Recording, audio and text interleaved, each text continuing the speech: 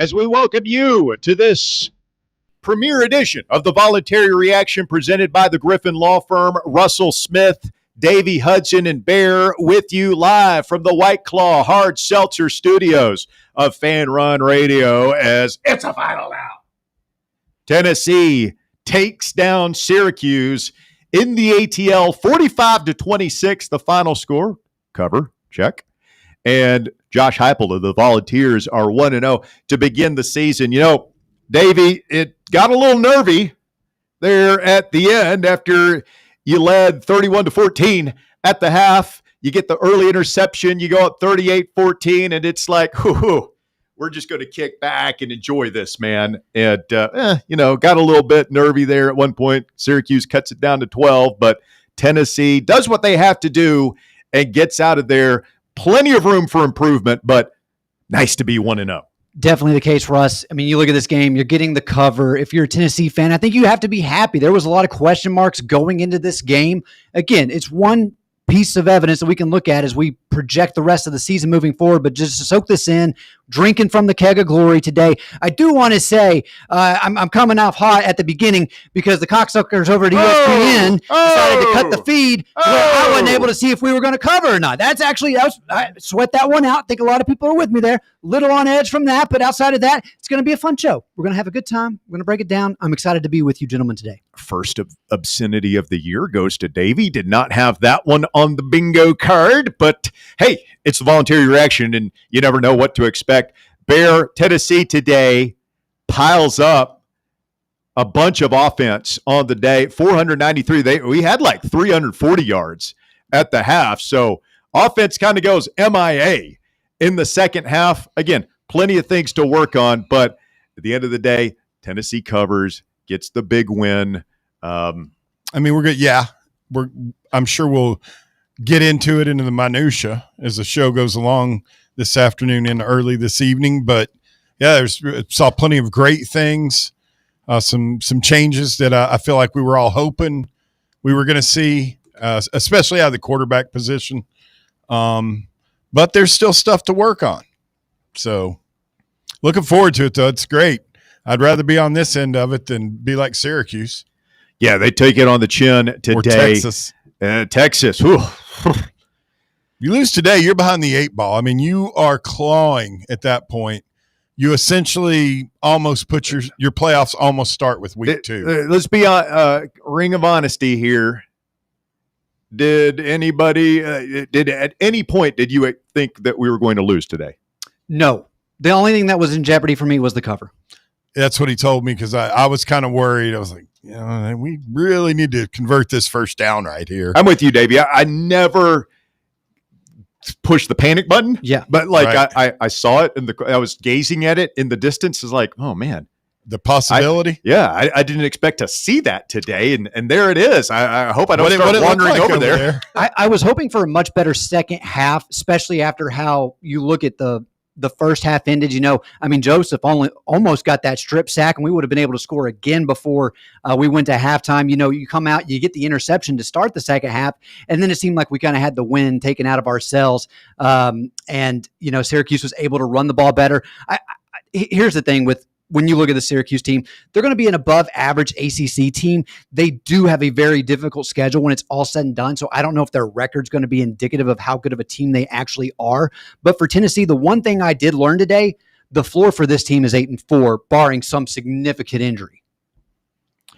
865-966-3435, your number to call or text the Voluntary Reaction. You can text in this year as well. We'll be reading from the text box coming up here in a little bit. 865-966-3435, your number to get involved. And to me, there's a couple of, I don't even see negative points. I don't just question marks coming out of this. Right. Seeing Jackson Moy go down on the first defensive possession with an apparent elbow injury. He did not return.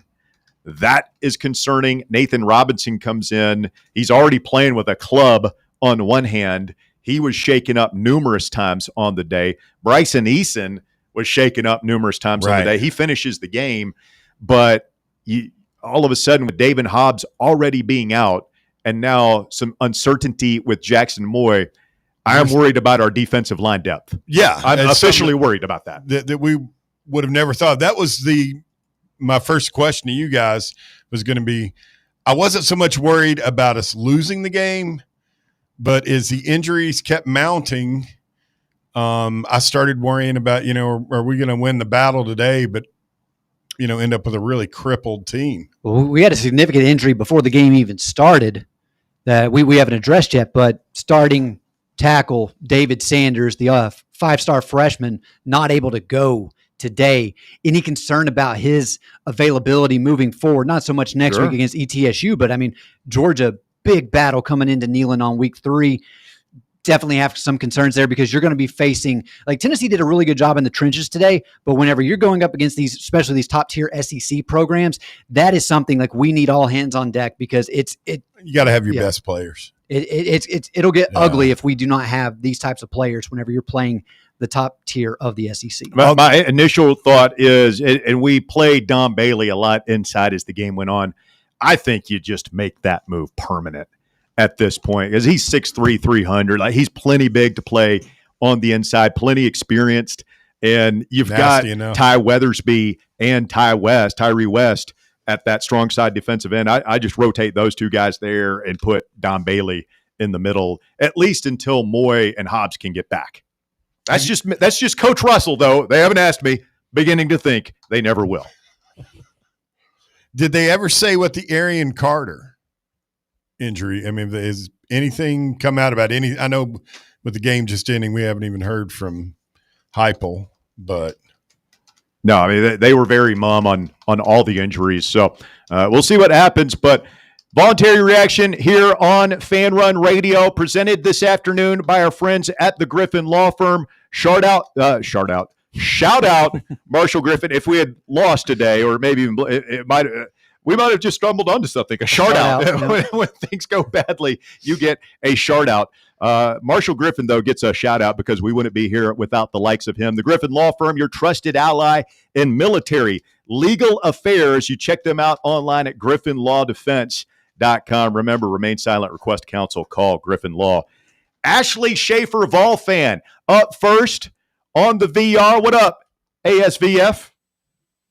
Guys, I'm driving to the hospital because they said if it's hard for 4 hours, you got to seek medical assistance. It's called a priapism. I mean, you didn't have a little slowdown there in the second half? No, I absolutely did. That second half was atrocious. I mean, when Aguilar dropped it in the bucket on that deep ball to Braylon Staley, I'll admit, I had a little lift off. Don't know about you boys, but yeah, that was what I've been wanting to see. Russ, it was so apparent how much better poise Joey Aguilar has in the pocket than Nico. I mean, the presence when rushers are coming by him, keeping his body upright, ready to throw it, throwing touch on those passes across the middle, the deep ball. Man, he looked like a damn quarterback, and I've been hearing all offseason about nothing but turnovers. And I know he had the fumble, but man, he looked good throwing the ball, Russ. I mean, Davey, what do you think? To me, there's some times where I say, yeah, that deep ball looked nice. The long 25-yard run in the first half is a breath of fresh air. At times, like, he's just operating. He looks much more in command than Nico ever did to me at times. But there are again a couple of errant throws. The play at the end you mentioned on the lineman downfield, it's kind of on him on an RPO there. Perry obviously expecting either a handoff or a quick throw there. Joey keeps it too long.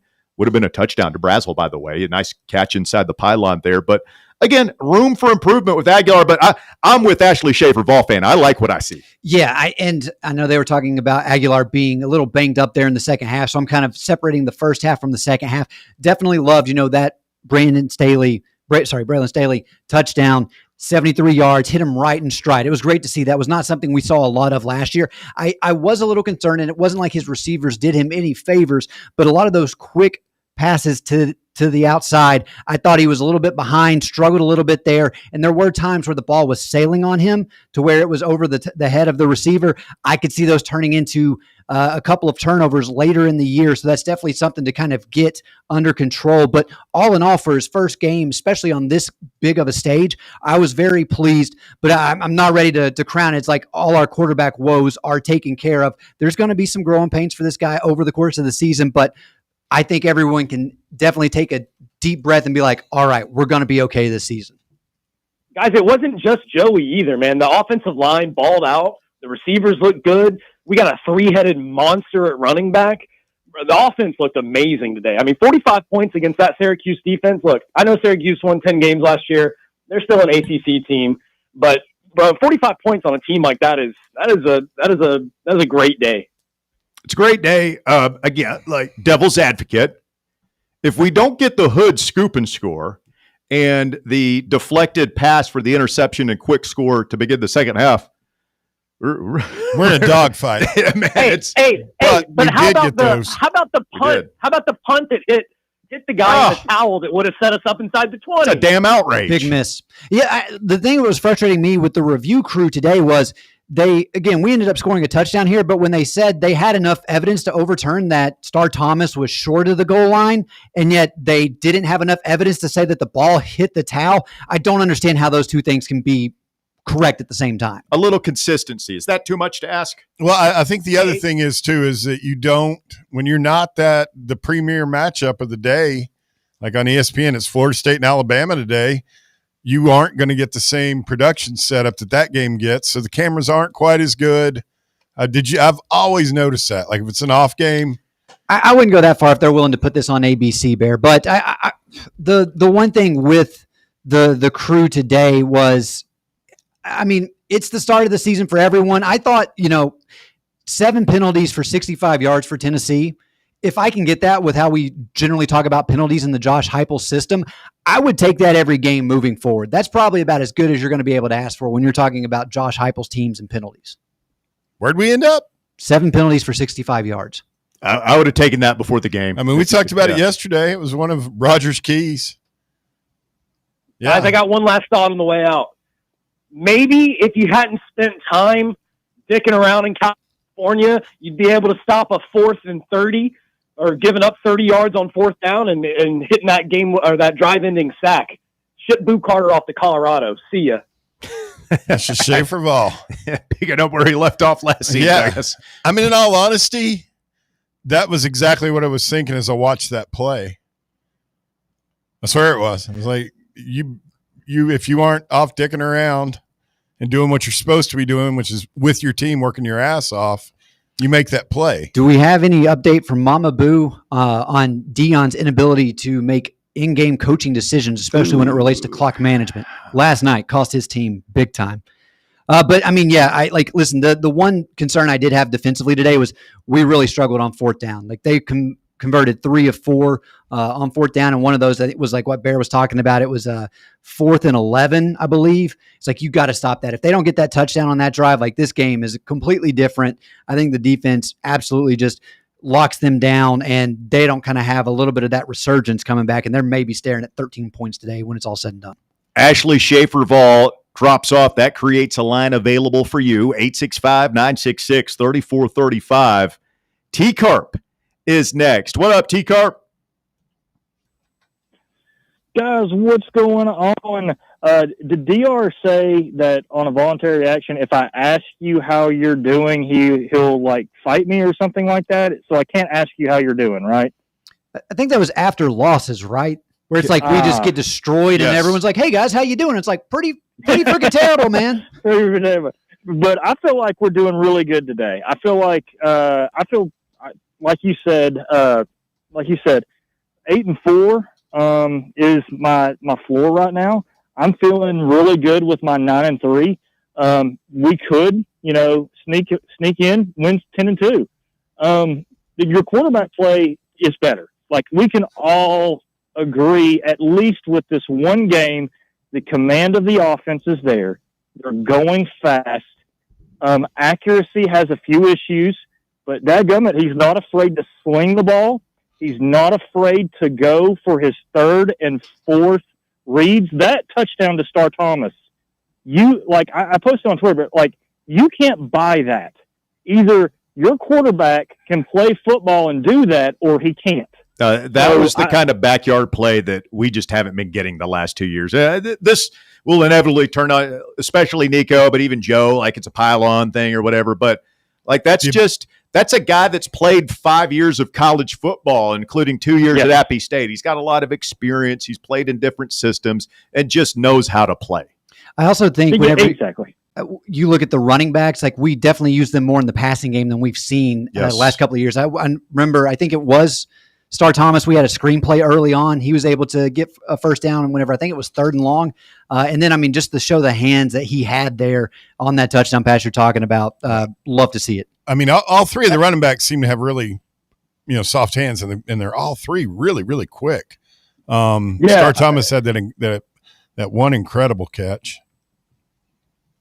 Do you think that, with seeing these running backs, this stable of three, I'm not so upset about losing a 5-star recruit when it comes to the running back position. It honestly seems like this system will get you one-on-one with the safety at running back. And if you're a decent 3 or 4-star running back, you'll be just fine. You're going to get yourself 60 to 100 yards a game, and you're going to have 5 to 6 yards average. It looks like if this offense is humming like we know it can.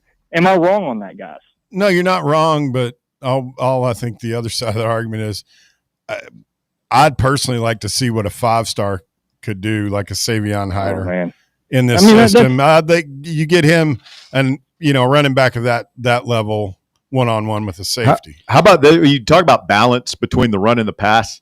Tennessee today, 247 yards passing, 246 yards rushing. What do you want, man? That's hyperball. I love it. And that puts such a strain on defenses. We know this. And switching gears, talking about our defense, guys, Syracuse is not a terrible team. That Angeli kid, he can play some football. We know that. Holding them to about, a touchdown a quarter, I'm okay with. I know there was some really bad 3rd and 4th downs. We've got to clean that up. But other than that, I thought defense did well. Syracuse had a good game plan. They slowed us down, tried to figure it out. But at the end of the day, guys, we could have scored 50. We took our, there were some times we just kind of screwed up. But I'm very happy with what I saw. I'll get off the line, let other people talk. Love you guys. Love you too, T-Carp. Thanks for the phone call, 865-966-3435. Your number to get on board today as Tennessee gets the dub. 1-0 for the 19th ranked Volunteers. You go inside the numbers here real quick. Joey Aguilar in his debut finishes 16 for 28 passing, 247 yards, 3 touchdowns, no interceptions.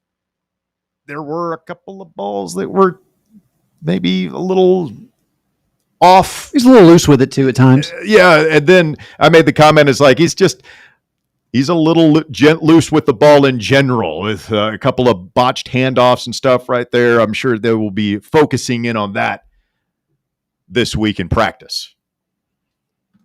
Star Thomas, your leading rusher in both attempts and yards, 12 for 92. Is they kind of went with a hot hand there. Not as much Peyton Lewis. 12 carries for Thomas, 11 for Bishop, 8 for Lewis, 92 yards for Thomas, 82 yards for Bishop, and again, 246 yards total rushing for Tennessee. This is one of the worst rushing defenses in the country last year for Syracuse. If there was a weak link, that's where you're looking for, and Tennessee was able to exploit that today. And you mentioned Star Thomas kind of getting the hot hand there late. He was the 3rd running back we saw too. You saw Bishop on the first drive, Lewis on the second, and then Thomas came in for the 3rd.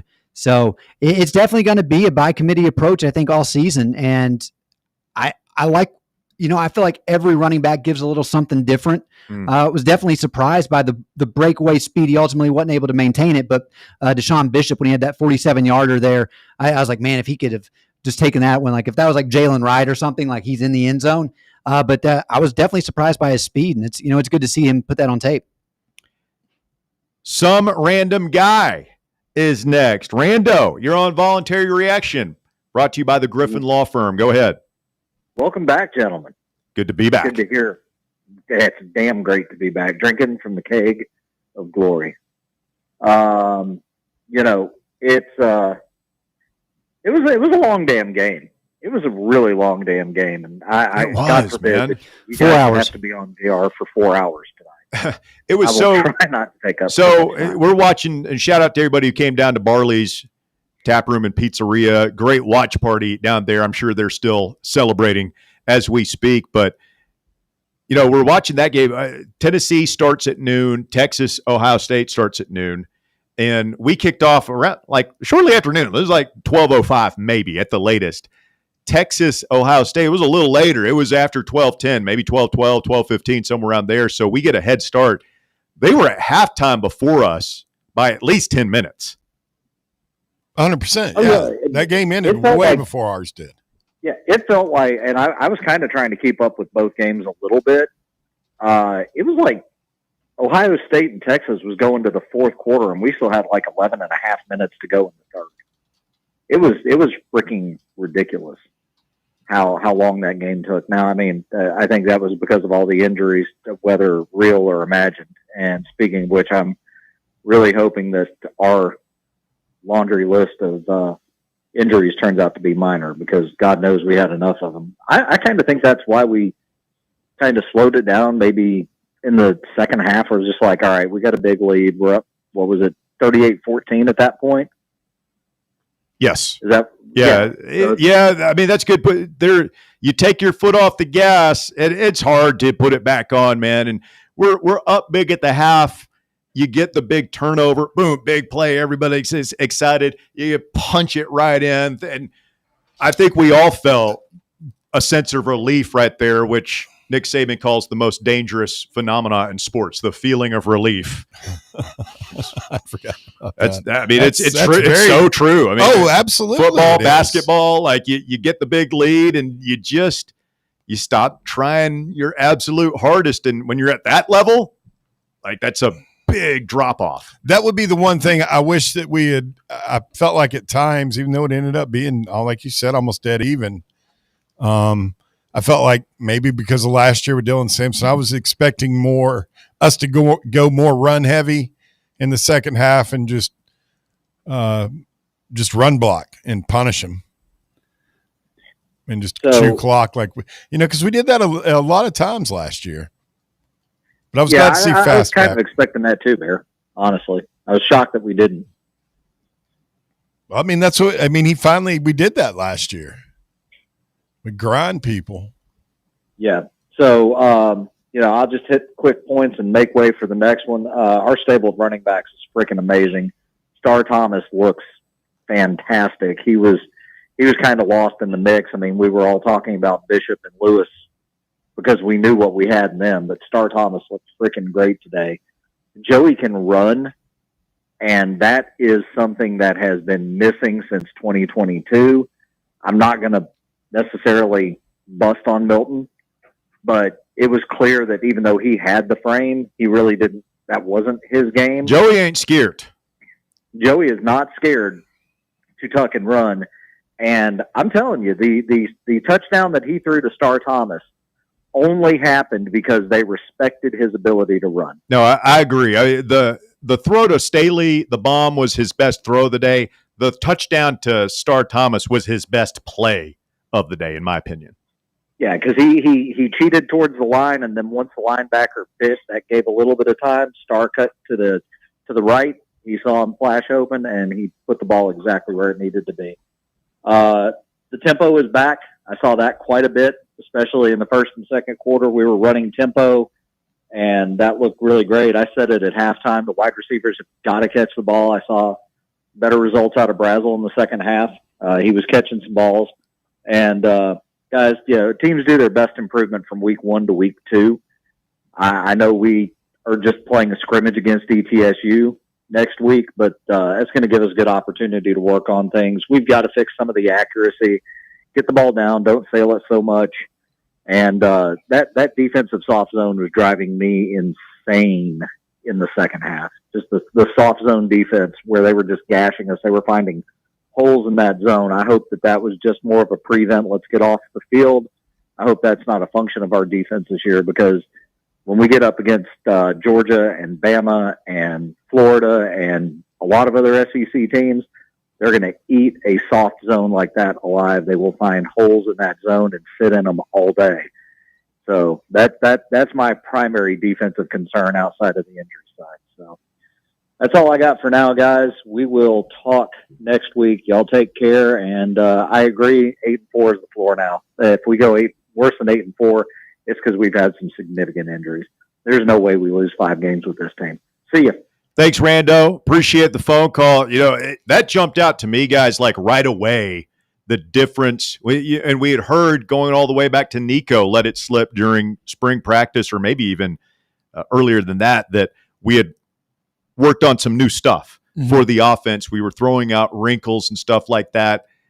Joey Halsley hinted at that again, and even Heupel at times. And we saw that from the get-go. Like, if you go back and look, the first play of the game, we're lined up in a traditional-looking formation with the receivers in tight. Looks like a normal offense as opposed to spread out to the sidelines.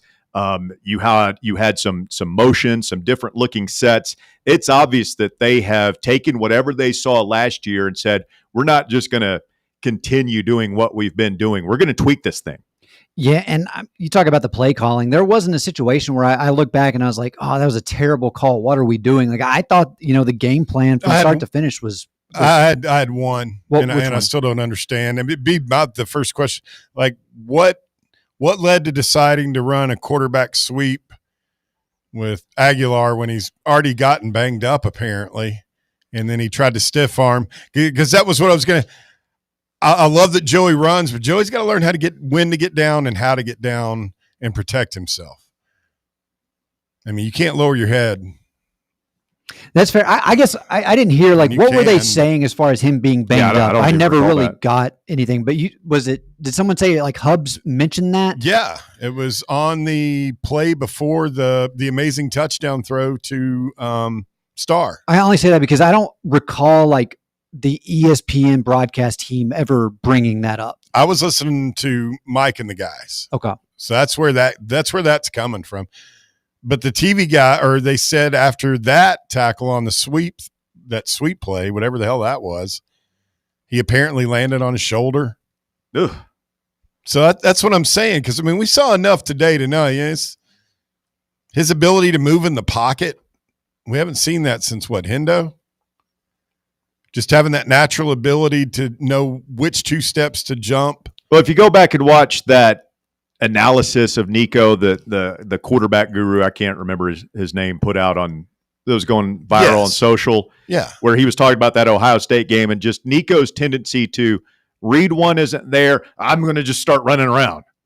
And Aguilar, and they showed this on the broadcast a couple of times, read 1, not there, read 2, read 3, then run.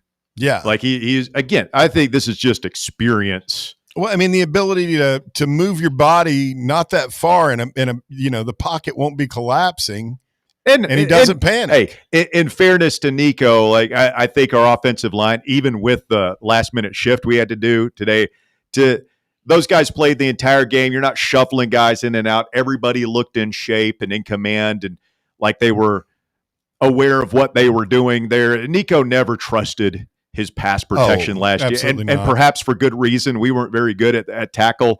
I think we're going to be better, and Aguilar has reason to be more trusting in his protection this year. I'll tell you, the last thing I'll say about the line was probably to me, and nobody said anything about it, Pendleton did really well today. He had a really good game. I think I only remember 1 high snap.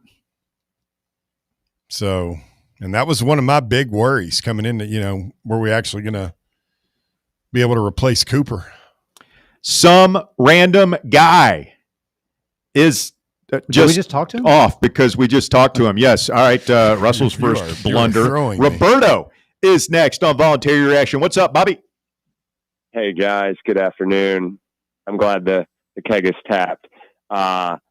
Everything that I've been saying all week to y'all guys, you know, I feel really good about it. Ty Simpson looks like crap. Eli Manning, excuse me. The savior Arch Manning looked like crap. I don't know if that's maybe just because that Ohio State defense maybe just totally legit. And Swaggular looks pretty swaggy. Guys, I think we're okay. I don't know if we're national title contenders in any way. And I think the amount of injuries we had today, to me, and guys hobbling off the field and guys not returning for the whole game or coming back and getting hurt again, that's worrisome to me. Would you agree with that, especially on defense? Yeah. Definitely worrisome. I will say, I'm not making a prediction here, but one of the things I was coming in, it's just like, you talk about teams and, where this program is at. I am willing to say the playoff window is still alive for Tennessee football this season. Damn right it is. I mean, absolutely. Alabama doesn't. I mean, are you watching any of this, guys? I know you're in studio, but they do not look good right now against Florida State. I don't know if Florida State's just gotten that much better, but yeah, the playoff window is definitely open. We have a quarterback, and we have a quarterback that seems to be more in command than our quarterback ever was last year. I guess you could say Nico was sort of in command in the NC State game last year, so maybe that's comparable. Against North Carolina State. Yes. He had 2 picks. I didn't know that. Yeah. Hey, has anybody asked Greg McElroy how many picks Swaggular had today? I mean, it was good to see. All that? I didn't hear about that, but I mean, obviously the conversation of him coming over was, going to be a lot. And I was just glad to see. I think there was maybe one time where I was like, that should have been picked. But outside of that, I thought he did a good job. I know he missed some passes, but I didn't see like, damn, dude, that's going to be a pick whenever you play Georgia kind of thing. How many teams in the country would take our third string running back right now as their starter? I'll be honest, Bobby. I mean, I've not seen enough today. I loved what I saw from our guys. I haven't seen enough from the rest of college football. 12 carries for 102 yards, not enough for you? Well, it was good. I mean, but I don't necessarily think like the way we're structuring them is who got the first. So we need to see more. We don't know. Syracuse not a tenacious run defense, I don't think. Here's my concern, Roberto. If maybe this is BVS creeping in, you tell me. But are we destined for a repeat of last year where we were averaging 70 points a game the first 2 games? We're talking about Nico for Heisman, and then we started playing real teams. Are we going to just roll ETSU and get a false sense of security, and then we're playing Georgia, and it's all of a sudden maybe we're going to get mauled? Well, maybe a little reality check, and hey, maybe is our offense as good as we're hoping it is right now? I don't know. I don't. They look more more competent. Even on their bad plays, they didn't look bad. You agree? Yes. Sorry, Bear. I thought it just went smoother. Yeah. Than I expected. Yeah. I felt like Joey had a really good command of the offense. You said it several times. I don't know if you've mentioned it yet on air, but the aggressiveness that our cornerbacks played with. Colton Hood, I am head over heels for how that guy came in and played. So. Right. So if McCoy comes back, I mean, Hood looked really, really good today. And I don't know if that's because Ricky Gibson was on the other side and they were forcing, I don't know how all that works, but our 3-man rotation, if they're healthy at cornerbacks, I'm feeling real good. I mean, did we even, did we notice Boo Carter? He did play, but I don't think he had a single tackle today or any play really. He played in the second quarter. I saw that. Yeah, he got in I saw him in the beginning of the second quarter. Of course, he missed the sack on the 4th down that led to Syracuse's last touchdown. So he's out there. Maybe if he showed up to all those off-season workouts he skipped, he might have made that play. Well, he's clearly not out of the doghouse yet. Yeah, I mean, I know his mom was real upset about Dion losing last night. So, with that said, guys, I am cautiously optimistic, but every facet of the game we were worried about, interceptions didn't happen. Overthrows really didn't happen. Maybe high throws, Davey, I'll give you that. I think he was a little high on some. Our defense was maybe a little less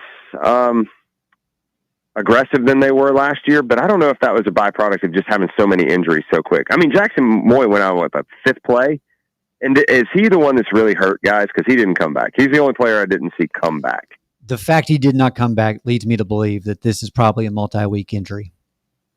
Dr. Davey, instant diagnosis. Well, Was it an upper body? Yes, because I know He's holding his elbow. Budden said he went into the tent. He tried to come back out and, like They took his helmet away. at least see how it felt.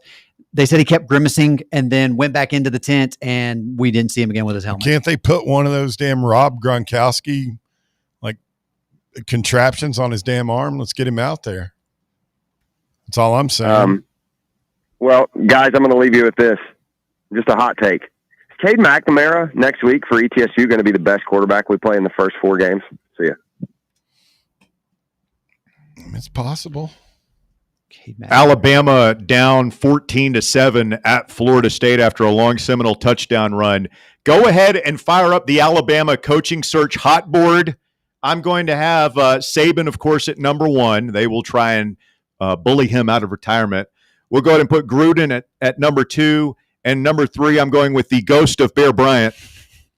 I mean, listen, it's early and it's also Florida State, so things can go south real quickly. But just imagine they lose that game, what the narrative is around their season, especially after how last year ended. I'd imagine those people will not be happy. TD points out a lot of women wandering around trailer parks with black eyes tomorrow. Is that to domestic violence jokes off the? No, it's a little over the edge. I'm fine with it. Apparently, Austin's in a full nuclear meltdown. I guess that's no shocker. TD on the text box brings up a good point. Gibson was hurt as well and didn't return. I noticed that. That's the one that a lot of Ty Redmond out there today. But that's another positive I took away. We had some freshmen that looked like they were ready for the big stage so far. I mean, we'll see how that looks when you're playing Georgia and Alabama. Shout out Jalen McMurray. He was everywhere today on defense.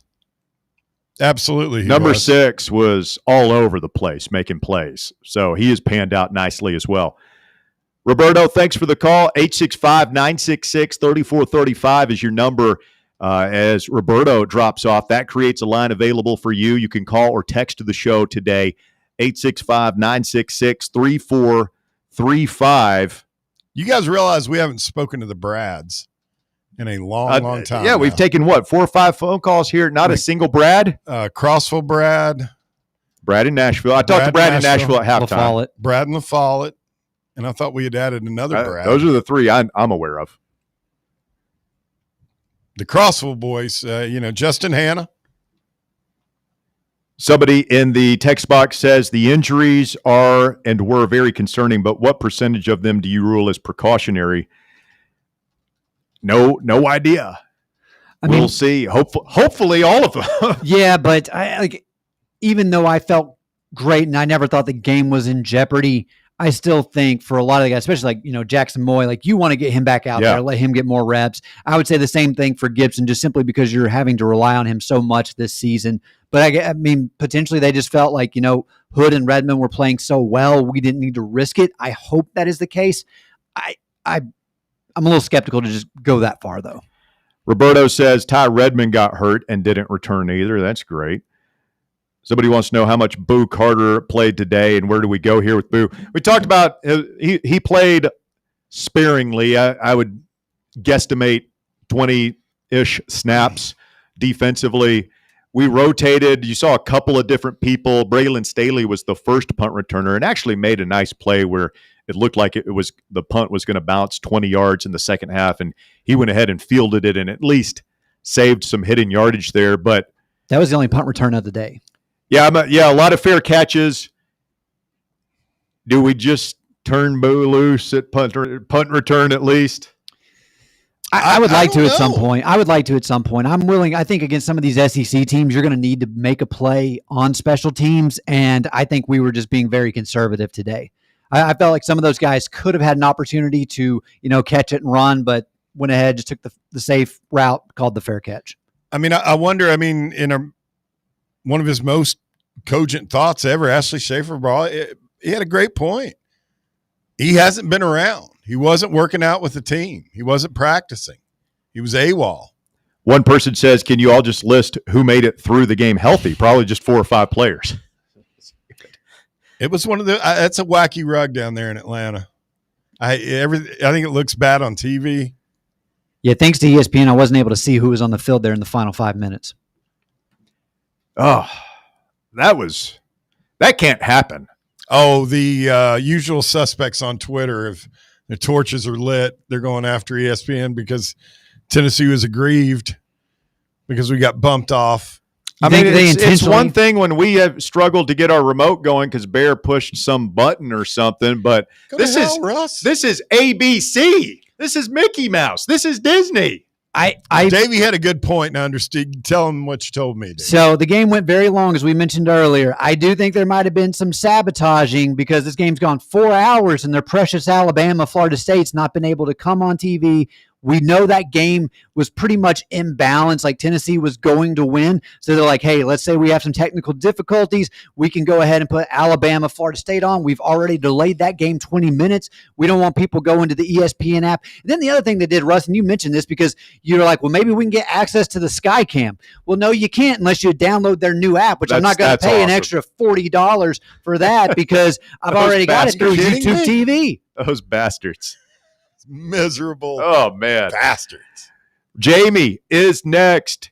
What's up, Jamie? Welcome to ABC.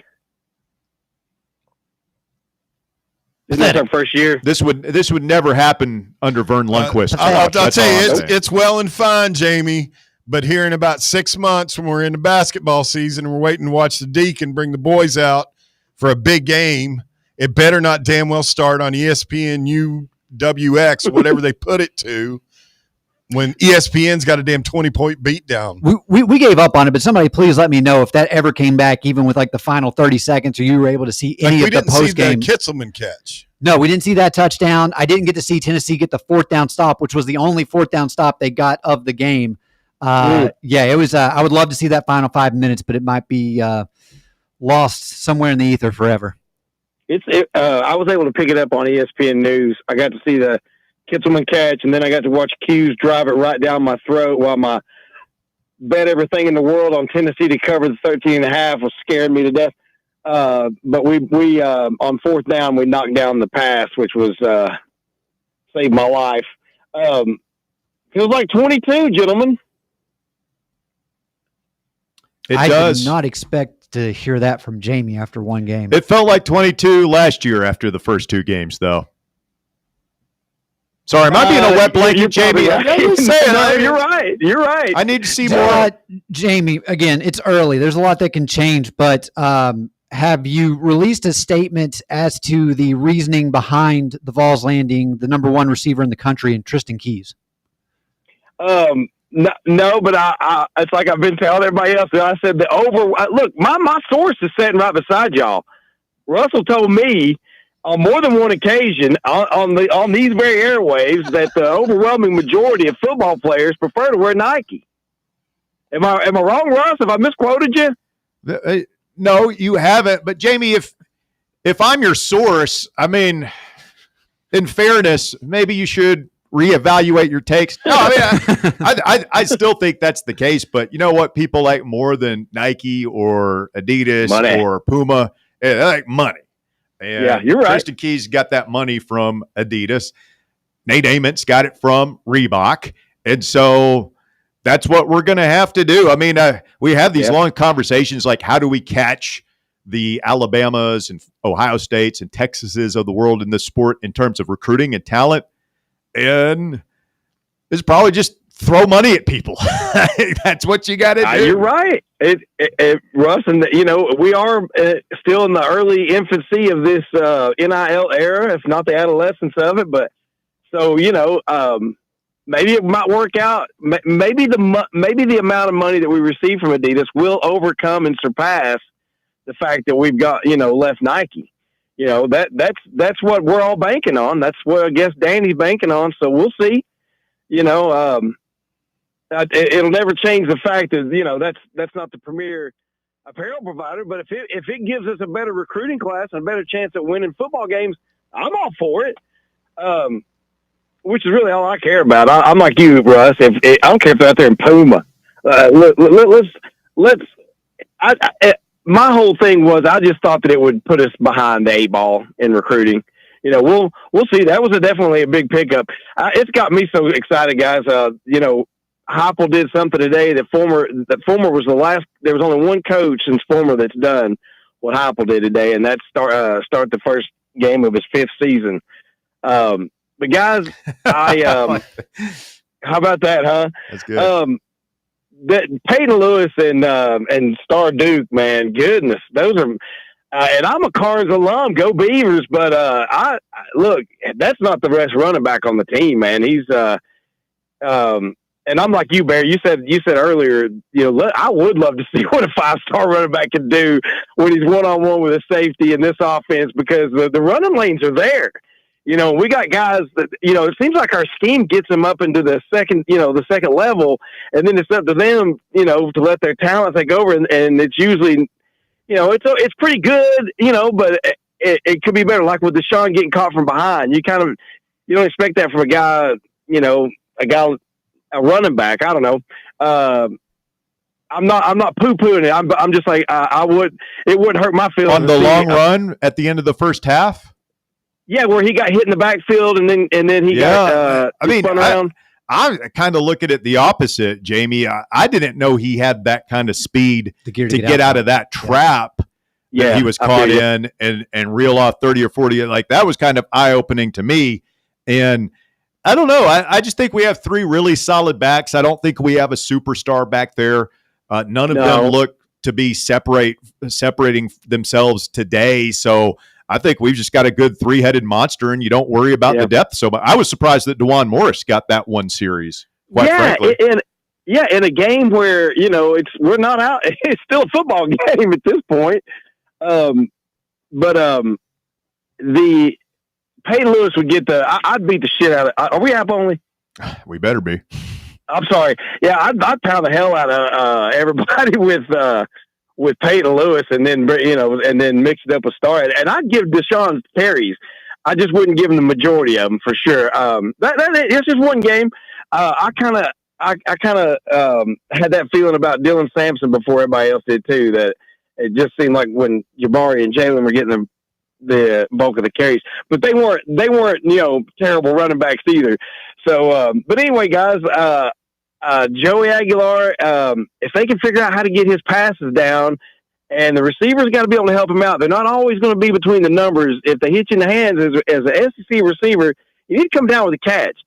I don't know if y'all have talked about that at all, but I'll tell you one thing, Barry. You mentioned earlier there was one play that if you had to be negative, the only thing I didn't like in the fourth quarter was on the 3rd and short from around midfield, when we threw it long into the end zone, where it may or may not have been a pass interference. But I'm like, man, run it there, and then if you get enough, go for it on 4th. But I just didn't understand that was one. Call. But in the grand scheme of things, I that's just kind of nitpicking it. But you're right. Yeah, because I think at that point, that's when I'm putting the ball. I feel like our best playmakers right now maybe are running backs. And that's a good point. Yeah, you're right. You're right, Barry. And that would have been, like I said, right there in that situation. If I have to be negative in some point, I'll say I'll run it right there, because we've been running it on 3rd and long all day and hitting it, and all day long. It just seems like on 3rd and 7s and 3rd and 8s, we'd run it and get to pick up the first. But I was pleasantly surprised by Joey. I love the defense as always, man. I'm always gonna love it as long as Garner's there, propping up Uncle Fluffy, and let's get through next week a little bit healthier than we were this week. And man, what a showdown it'll be in 2 weeks, right, guys? Oh my God, it's like it's got me feeling like it's time to get excited again. So anyway, I'll get out of the way, man. I appreciate y'all doing it. I feel like I'm on vacation talking to you guys on Voluntary Reaction. We're still in August, but man, it's football season. Alabama getting beat, Tennessee winning big, us covering. David, did you have any money on it? This game today? Yeah. Yeah. Falls 13.5. Yeah, I was really upset at the top because I wasn't able to see the end of it to see if we were going to. Because if they scored right there, I knew the cover was over, but we held them on 4th down. Yeah, like I said, I was able to see that, and man, I sit there and watch Cuse just drive it right down our throats. I'm like, you gotta be kidding me. But fourth down, man, we knocked it down. I hope you get a chance to go back and watch that. Guys, appreciate y'all being in there. I'll get out of the way and let somebody else get in. Josh Heupel gets us wins. Josh Heupel makes us money. That's why we love Big Daddy Josh Heupel over there on the sidelines. I was just kicking myself for not going ahead and taking the first quarter cover and the first half cover, which was automatic. I know we backed off that a little bit last year after we went scoreless in a 3 straight SEC games. Yeah, that'll do it to you. Yeah, but we jumped on them this year. No, it's great to see the early go down there, take care of business. 865-966-3435. If you want to jump in on the voluntary reaction post-game extravaganza, it's presented by our friends at the Griffin Law Firm. Shout out again. Sorry, Marshall. We do love you. Marshall Griffin of the Griffin Law Firm, your trusted ally in military legal matters. I was texting with him. He's got a big party going on over at the Griffin estate, and they're loving what they see up there. VFL Marshall Griffin wants to be your military attorney. If you are in the military or you're a veteran or you know somebody who is facing criminal allegations by the government, if you know somebody who's at one of the alphabet agencies, the DOE, the FBI, the FCC, DOD, and they're dealing with a situation at work where they're discriminated against, need accommodations, things like that, federal employees can go to griffinlawdefense.com and find out more about what Marshall Griffin and his team of experienced military attorneys can do for them.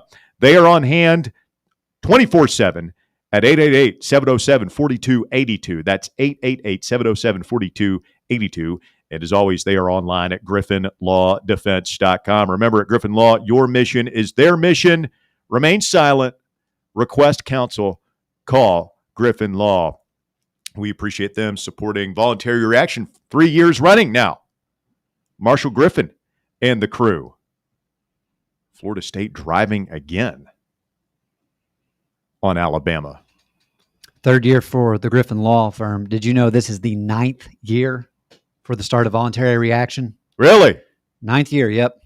And they said it wouldn't last. Georgia Tech, you and John did it on a bus to kick things off. But this is my 8th year doing it because the first year, I think it was you, John, and shout out Brandon Orrick. Brandon Orrick was producing. No, he wasn't. Sure? Yeah, I'm positive. That was the night that I spilled the 64-ounce fountain drink. Well, no. I think he did the other games. That was our marathon 24-hour broadcast. Yes. Because I walked in the next morning and Nate had been going from like 3 a.m. to 7 I've been a.m. screwing up long before you met me, big guy. Yeah, 64-ounce Coke. I've been working at the station about 3 weeks. I would love to see what new management would do if you dropped some massive Mountain Dew or something back there. I'm smart enough not to do anything like that around new management. That Georgia Are you Tech saying game, you're dumb enough to do it around Nate?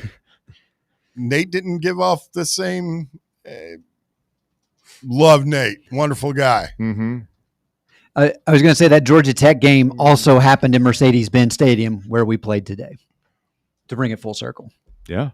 There's a lot of people who are like, you open a season against Syracuse with an unproven quarterback, a defense that's coming into its own.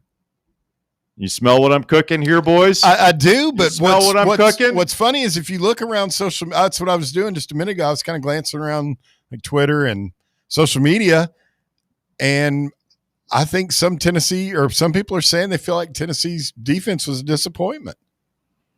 Here, we rotate so much. And I think if you'll go back and look at just about all their scoring drives, we rotate so much in the front seven. And the one really long one in the third quarter where they're just out there forever. Mm-hmm. And I'm thinking, like, where is Josh Josephs? Like, is he hurt?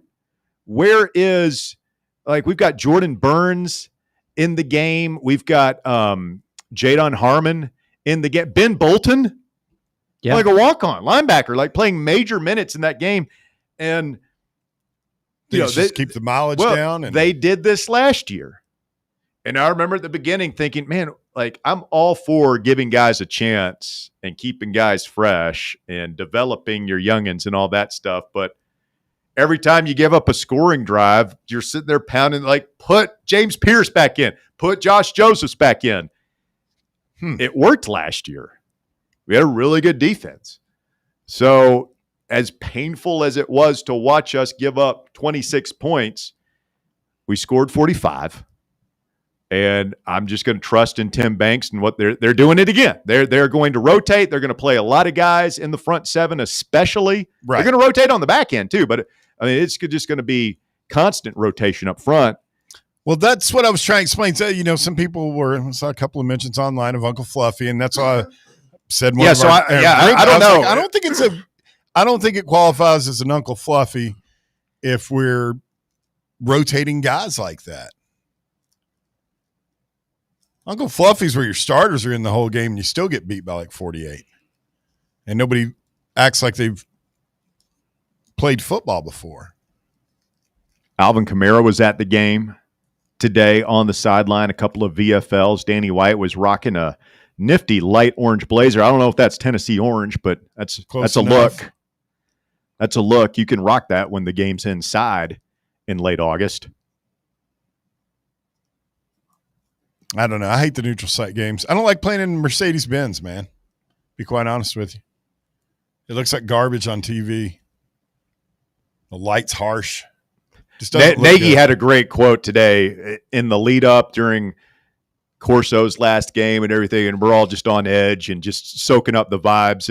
And Nagy said, boy, this Texas-Ohio State game, the buildup is pretty good, but can you imagine if we were playing this game in Indianapolis or Dallas instead? He's an interesting person. Speaking of Nagy, Mark is next. Go ahead, Mark.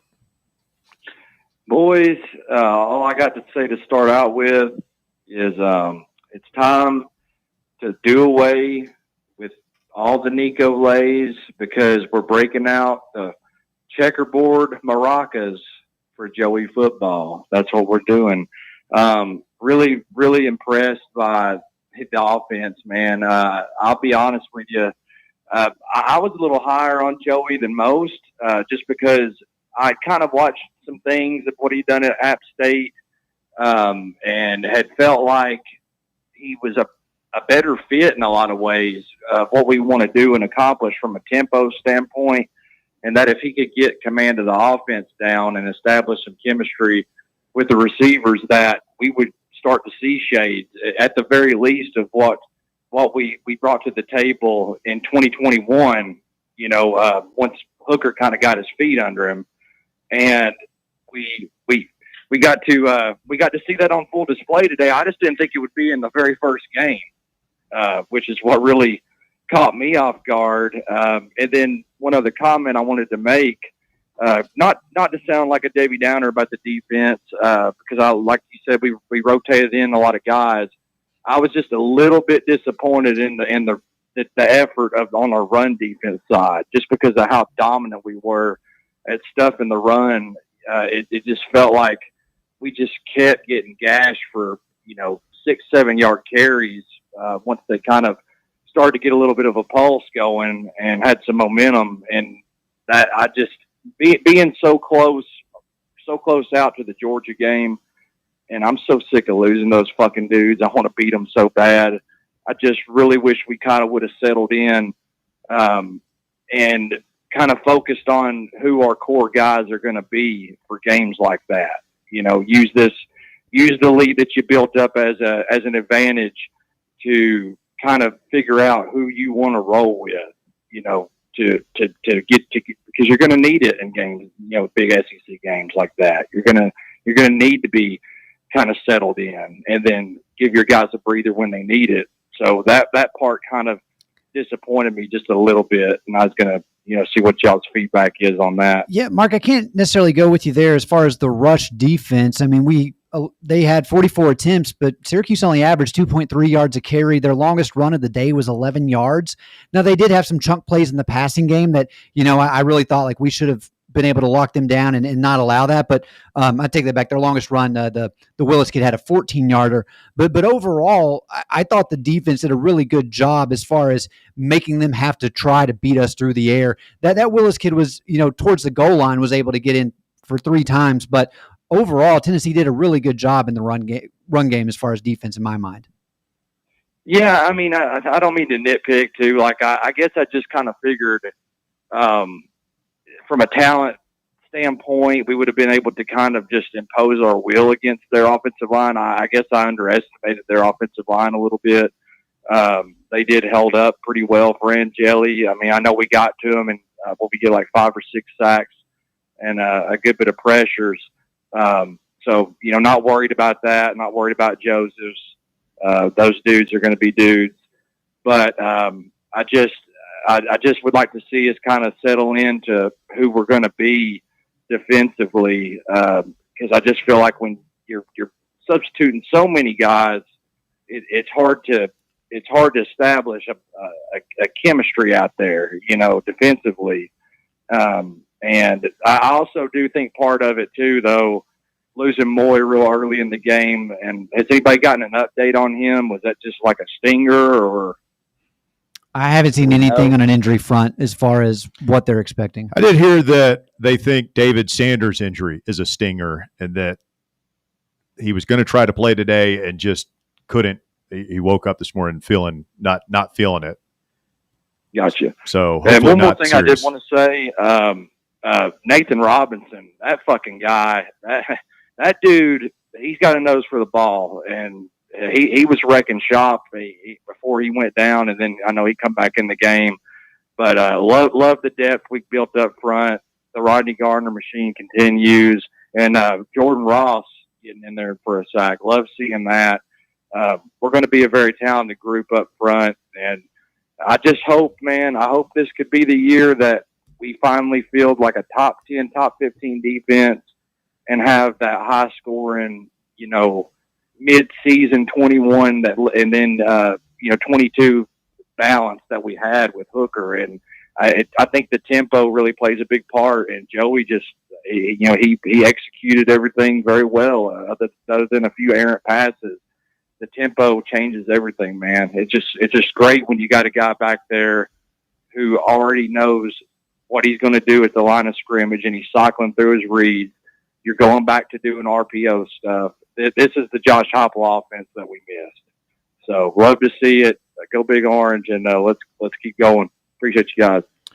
Thank you, Mark. Appreciate the phone call. Mark drops off. That creates lines available for you this afternoon. If you want to jump on, give us a ring, 865-966-3435, your number to get on the Voluntary Reaction post-game show presented by our friends at the Griffin Law Firm, 865-966-3435. If you want to chime in, Texter says, Joey had more yards by halftime than Nico did the whole game in every game besides a couple of games last year. I don't know if that's true. I think he was over 150 yards. I have to go back and look, though. It might be true. I'd have to look that one up. I am surprised right now. I mean, almost halftime, and Ty Simpson just died. Did he? He got up, but yeah, man, that's a tough hit to come back from. I've got one from the text box, but I don't know if you're wanting to encourage caller-on-caller violence after the first game. Sure, why not? Jamie is so full of shit. You got that in the text. They box. elaborate more? Yeah, that's pretty much it. Geraldo. Right. Geraldo said that? Yeah. And now it's pouring rain in Tallahassee. So what's the score on that game now? 17-7 Seminoles. Knowles. Minute 36 left in the first half. And Ty Simpson just died. He got up. He'll be Did he? back in there. But I don't know. They might honestly look to make a change at quarterback in the second half. Who's his backup? They've got some hotshot 5-star, don't they? Yes, whose name escapes me. Me too. I'll Google it. If I only had that device right in front of me. Georgia Vault says 3 things from week 1. Joey Aguilar, confident but cavalier. I guess cavalier is a pejorative in this case. Defense, soft zone will not work against top-tier teams, and we've got to stop arm tackling. I wasn't a big fan of, and that's all their big plays. I think at least 2, if not 3 of their 4th down conversions were big completions against that same weird zone. Well, I mean, huge area in the middle of the field that was completely uncovered. Yeah, they were able to get that, but I do think part of the problem was last year with the 4-man rush we would generally send, we were able to fluster the quarterback a lot more. And Angeli did have some opportunities where he had time, and if you have time, you're going to be able to eventually find the hole in the coverage, and he did that. The Carter sack where he's like lined up like he's going to rush, and then he kind of dekes to his right and blitzes up the middle and just that's a big creamed and Yelly. That was smooth. That was real nice, Clark. Yes, I'd say that was a big time play. He planted that guy. That guy's got to be going to bed superstore tonight.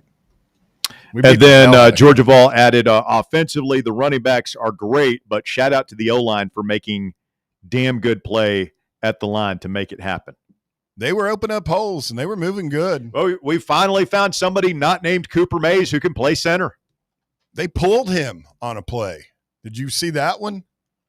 I hadn't seen that in a while. Well, Cooper was pretty nimble as well, but I love Pendleton with the old school lineman face mask with the bar down the middle. Yeah, have you seen his he's got a pretty good stash game too, doesn't he? He looks like he's got a lot going for him. Yeah.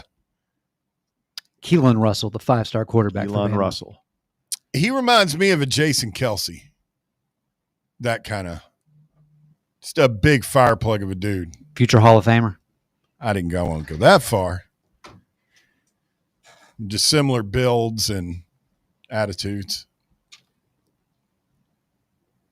You never know, man. You don't have to be just like freakishly big to be a center, even at the NFL level. No, I mean, we've had a lot of those. Like, I don't think tough. Cooper was huge. And I remember Josh McNeil back in the late 2000s. He was a highly touted, I believe he was the number 1 center in the country coming out of high school. And he was never he was always like 280, 290.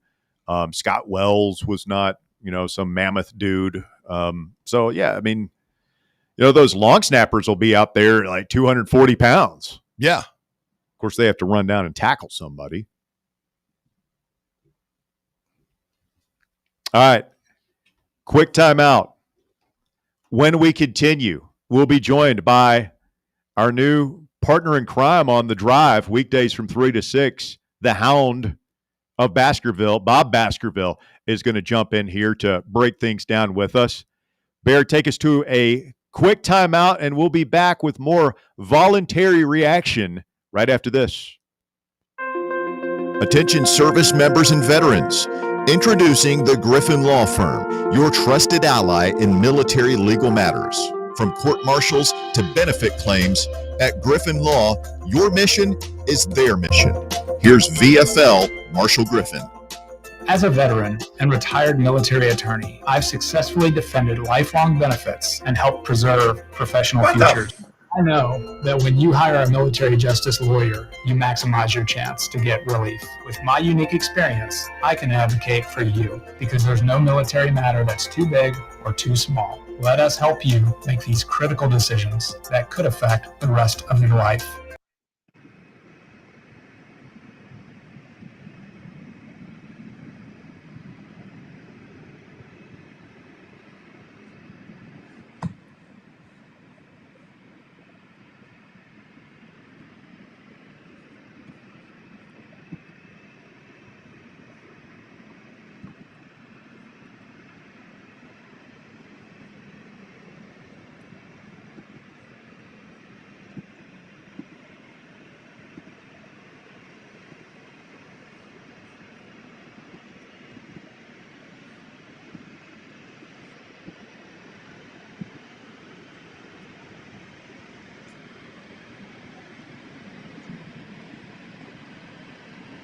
God damn it. What?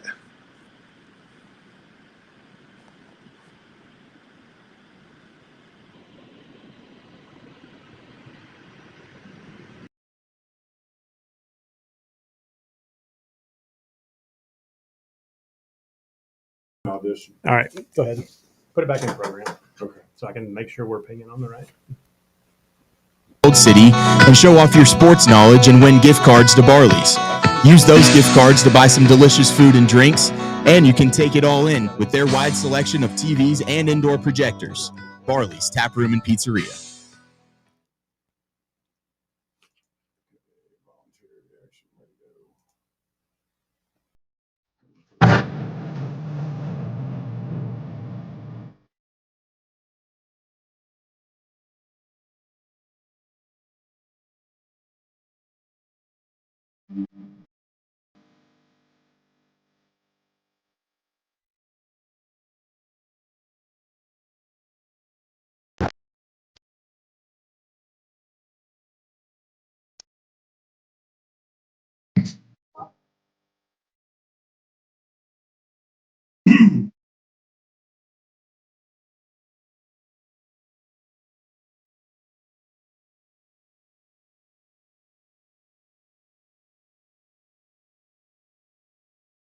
Back here on the Volunteer Reaction post-game show brought to you by the Griffin Law Firm. I'm Russell Smith alongside Davey Hudson of Outkick Bear. And shout out to the boss, Ryan Brown, helping us out in the White Claw Hard Seltzer studios. We got a lot of fan-run personalities in here. Let's bring in one more. Bob Baskerville, formerly of Under Review, now with The Drive, joining us. Bob, good afternoon. How's it going? Flexing some technology here. You guys hear me all right? Yeah, not only can I hear you, I can see you. You're looking very handsome. You got some makeup on or something there, buddy? No, it's the weekend, Russ. Usually during the week, a lot of makeup. I see. Well, thanks for getting all dolled up for us here this afternoon, Bob. It's good seeing you early over at Barley's for the Fan Run Watch Party today. You know, we left out of there, went our separate ways at halftime. Tennessee's up, I believe, 31-14 at that point, maybe 34-14. And we're all feeling pretty good about it at that point. And then all of a sudden, you get a turnover, early touchdown in the second half. We're feeling really good. And, it looked like we were going to run away from them. You win by 19 points, but at 12, and the deficit was 12 there, in the fourth quarter, there were a few nervous moments for Vol fans down the stretch. Your thoughts? Yeah, well, first off, I'm proud to say I got the double whammy. I took the Vols minus 13.5 at the start, and then I had a chance when Syracuse was kind of hanging around. I was able to grab a live bet at Syracuse plus 22.5. So I think we're okay, right? I got both. Wow, that was pretty fun. As far as the game goes, I very, very impressed. I'd give the offense, particularly in the first half, I'd give the offense like a good solid A. I really loved seeing what happened. Russ, you and I talked about it, that we were definitely wondering yesterday, what were we going to see Josh allow Joey to do early? And it felt like he got a couple short passes in there that looked really, really good, and then let him throw long on that one that turned into a PI call. I loved seeing all that. The second half, it got a little choppier, I felt. And the defense, honestly, and I've heard some of the listeners saying the same thing, I would agree with them. The defense kind of surprised me, man. I felt like, given the state of that offensive line that Syracuse had, having lost 4 of their 5 starters up front, I figured our guys were just going to, have a day. And of course, 5 sacks is nothing to sneeze at, but then it felt like we'd go soft on 3rd down and 4th down on a couple of occasions. So if I was giving a letter grade to the defense, honestly, I'm not even sure it's a B- for the defense. And that's what's good, I guess. It's just, there's a lot of room to grow, but man, it's got to get cleaned up by the time we hit Georgia. So much room for improvement. I mean, and that's one of my favorite things in sports. When your team wins a game decisively and we cover the spread. By the way, shout out to, who were the haters? I know Josh Pate said take Syracuse in the points. I think that another ESPN. McAfee had the Syracuse as his pick today to cover. Oh, didn't He had Tennessee winning, but he did have Syracuse covering. one of the former Alabama QBs had picked? I don't know if it was McElroy. Shout out to the haters who Which there are many. thought that he wasn't going to get it done. Vols do get it done, but it's one of my favorite things in sports, Bob, when your team wins a game decisively and yet you come out of there thinking, well, we didn't play all that great. That's usually the sign that you're pretty good. Oh, no. Like you said earlier in the show, I heard you guys talking about it, and I'm 100% with you. I never once worried about this game once we got going. I really wasn't. You heard me yesterday in my score pick on your show. I really wasn't worried. Our show, right? Part of the team now, right? Right? Oh, yeah. Well, you know, you're working through your probationary period. Okay. We'll get back to you. I wasn't worried about it yesterday either. So never once today was I worried about it. So yeah, that's the good thing. There's stuff that absolutely needs to be worked on. A lot of takeaways in that regard, but took care of business. And what I've been saying all week long is get out there and make a statement, because there's been so much chatter about, you know, Nico's gone and they're going to regret it. There's I was listening to a podcast on The Ringer where they're doing a college football podcast now, and they're talking. They had some guy who had a cup of coffee at TCU that's one of their former players, and he was making the comment. His hot take was Tennessee likely needed to spend that extra $1 million or $2 million on Nico because they're lost at quarterback. That's what he said. I don't think we're lost, man. And so now that's the feel good that came out of this is, you know, yes, things to work on. We have got to be ready for September 13th, but they came out today and I come away feeling pretty good about what I saw, but yes, not kidding ourselves. There's some gaps at the moment. Bob, going into this game, one of the biggest question marks was going to be around the wide receivers, especially will you see Brazel, Mike Matthews take that next step? Where do you feel that position as a whole is after this first game? Even with the long pass, you know, long bomb notwithstanding to Staley, I was a little surprised to see Staley get as much action, really. And that's a pleasant surprise, right? I mean, I thought it was great. That early pass to Matthews, that's the guy I've been advocating for since last season. I love Mike Matthews. But it felt like after that first pass, we saw a little less of him. Brazel had that one pass right in the breadbasket, drops it. Ended up still with a pretty decent game statistically. I was hoping we were going to see somebody emerge as the guy after game one. I'm not sure we saw that, but I do think we all talked about Braylon Staley, but now I feel like, okay, he's near the top of that list as an option right now too. It still feels like an ongoing battle to me. Bob, who's Alabama going to get here? I mean, 17-7 at the half, Florida State on the road. It looks like they're firing up the coaching search hot boards down there in Tuscaloosa. Yeah, I'm watching it. It's going to be who's going to be culpable if they lose this game? Is it Kalen DeBoer? Is it Ty Simpson? Is it both? They will riot if they lose this game. And by the way, I don't know. I haven't checked his line now for the last few minutes. But not for nothing, Thomas Castellanos, who talked a hell of a lot of trash, he was like 7 of 7 passing a few minutes ago. He's actually kind of balling out, man. I can't believe I'm seeing what I'm seeing. No, he looks good. Yeah. He looks like he belongs. I thought that was a good pickup, man. I watched him. I know they weren't any good last year, but I watched that game when Boston College tore them up. And he's a great-looking college player. Here is the conversation, though. If Alabama does lose this game, the SEC's fallen off the map. You got Texas going down to Ohio State, even though that's a top 3 game. But it's just like Arch Manning looks terrible. And then you got Alabama losing to an unranked Florida State. Nobody else is playing a game of merit. That the downfall of the SEC is going to be the conversation from all the talking heads if Alabama's unable to come back and win this game. Yeah, agreed. What's funny is I was kind of grazing, so to speak, and looking at some of the other shows like this one before I came on, and one of them was actually the Texas wrap-up show with Joe Cook and some of the On3 guys, and suffice to say they're a little down in the dumps, right? They were not. It wasn't like a nuclear meltdown, but they were. I have a couple quotes here. Arch looked noticeably nervous. That has to be a concern for us. We don't accept losing.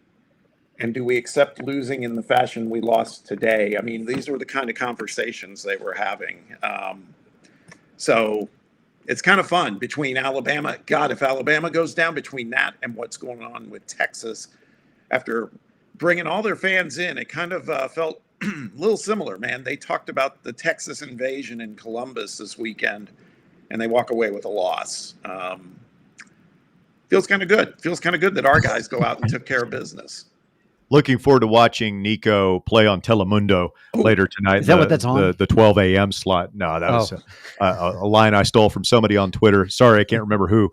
But yeah, that's, you had Arch and Nico that year, the top two quarterbacks. Some said Nico should have been number one, and Arch was only getting it because of the last name. And I still think Arch and maybe even Nico will end up being decent college quarterbacks and maybe even make it to the pros.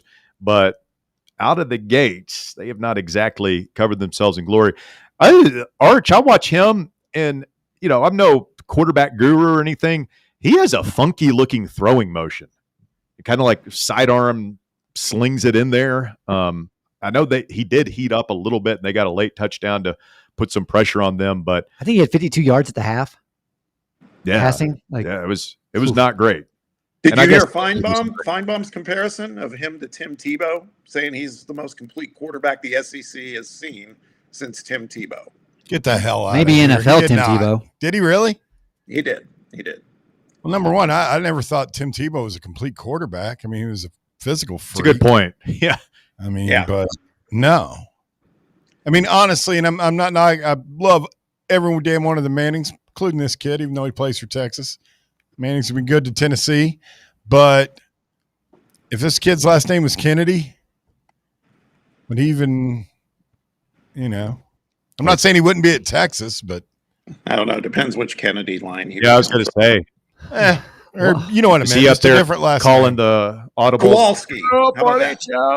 Blow 42. I mean, Arch Smith instead of Arch Manning. Yeah. A lot of happy sports books out there from raking in all that money for Arch Manning for Heisman. A lot of season left, but it's hard to come back from that. It is. Bob Baskerville has jumped in with us. I'm sorry. Go ahead, Bob. No, that was just agreeing with Davey. You're good. He did, however, I will say he did. Apparently, he kind of settled down a little bit in the second half. So, I mean, there's no telling. It's one game. His first big game. On the road. We'll see what happens. He's give the kid some time to get his feet underneath him. Get settled in a little bit. Bob, what did you think of our receivers today? That was such a big talking point during training camp. These guys aren't healthy. They're not practicing. We saw Brazel, Staley, and Matthews out there, and I thought they looked sharp. I thought they did too. I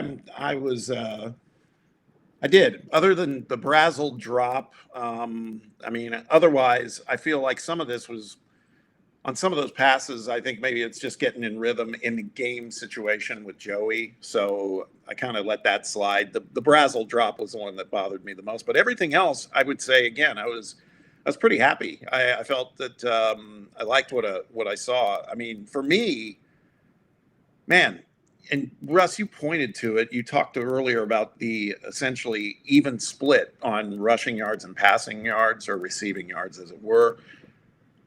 That running back trio, man, that's a problem. And which one surprised you the most out of the three? Was it Star Thomas? For you? Oh yeah. I mean, he looked like that was like an energy guy, man. I mean, they were different. They were different varieties between the three, but to me, it felt like Star just had this kind of twitchy aspect to him that we don't have with the others. And I think there was a reason that he got the start in the second half.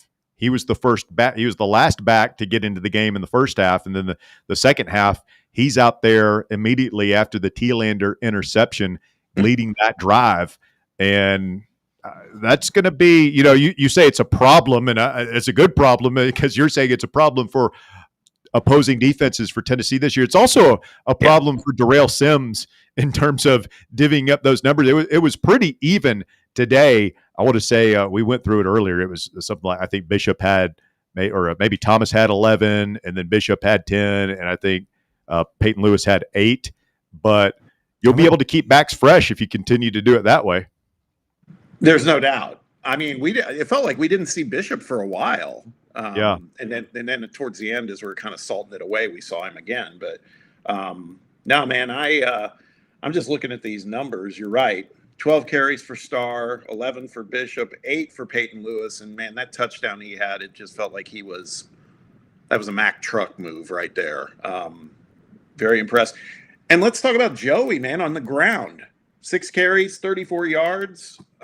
He had that fumble, but man, how do we grade Joey after the first game? And I think it was a really good start. If you take out at one point we were looking at it, his second half definitely was nothing like the first half. I'm curious to know what, apparently, I don't know, were you listening to the radio broadcast at all, Bob? Because they referenced an injury to Aguilar the play before the touchdown throw to Starr Thomas. Yeah, didn't he go into the tent for a second? I think he did. I thought that's what I heard. But the other thing I was going to add on Aguilar, and can't believe we haven't brought this up yet, but when you look at the game, and let's just take his side or talk about the control of the offense. He also did not take a sack in this game, and I think there were opportunities where Nico would have held on to the ball a little bit too long to where that sack would have happened. I mean, part of that obviously goes to the offensive line doing a very solid job and just pass pro the entire game, but you also got to give the quarterback credit for knowing when to get rid of the ball and not trying to make something happen if it's not there.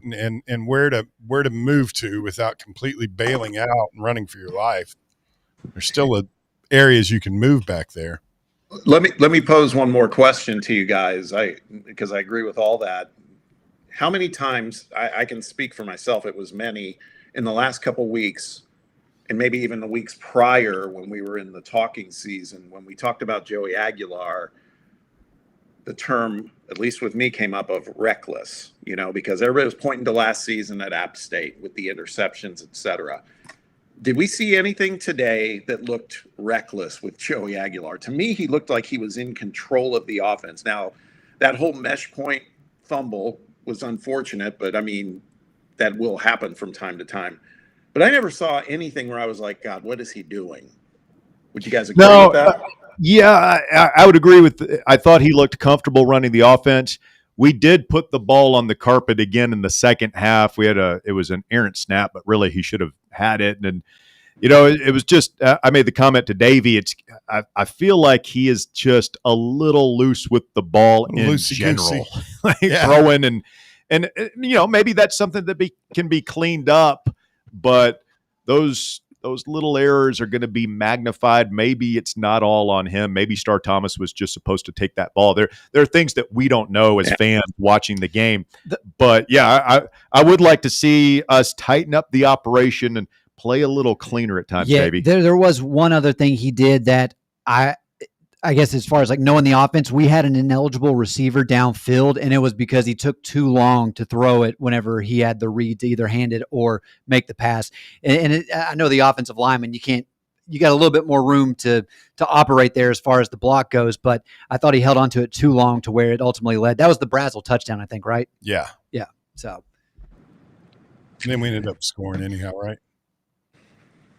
We did. Yes. Bob, see in the comments, somebody wrote Nico who, sorry, we were watching BYU, whoever they're playing, San Jose State. There was a kickoff return that was one of those old school 90s NFL hits, just head on. This is why they don't have kickoff returns in the NFL anymore. Somebody's going to the emergency room. Yeah, somebody's got that CTE right about now for San Jose State.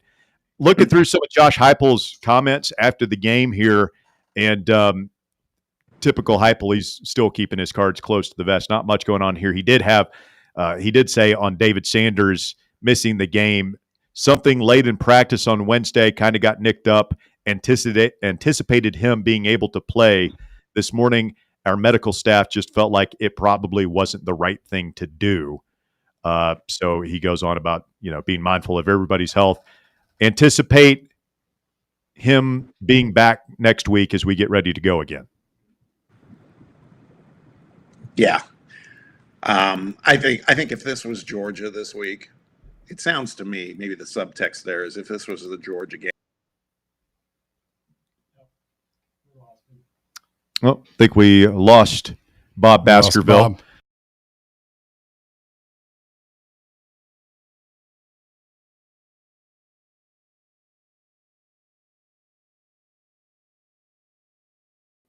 Again, I heard it was some sort of a stinger. Yeah. We'll see. I mean, again, I thought the offensive line looked very good today, considering a late shuffle. I mean, you changed 3 different positions. And if it happened Wednesday, that means they had plenty of time to have a full practice on Thursday. Sure. And the walkthrough. But you move Perry out to right tackle, making his first college start at any position. You flip Moy from left guard to right guard, and then Big Sham getting his first start at left guard. So you had 3 position changes basically that you had like 2 days to make. Oh, and shout out to Glenn Ellerby. We thought Ellerby, we thought that David Sanders would be the first guy that he recruited here out of high school to start a game. And I guess it ends up being Perry and Umarov. Yeah, Shem got Umarov. I really wondered if this day would ever come.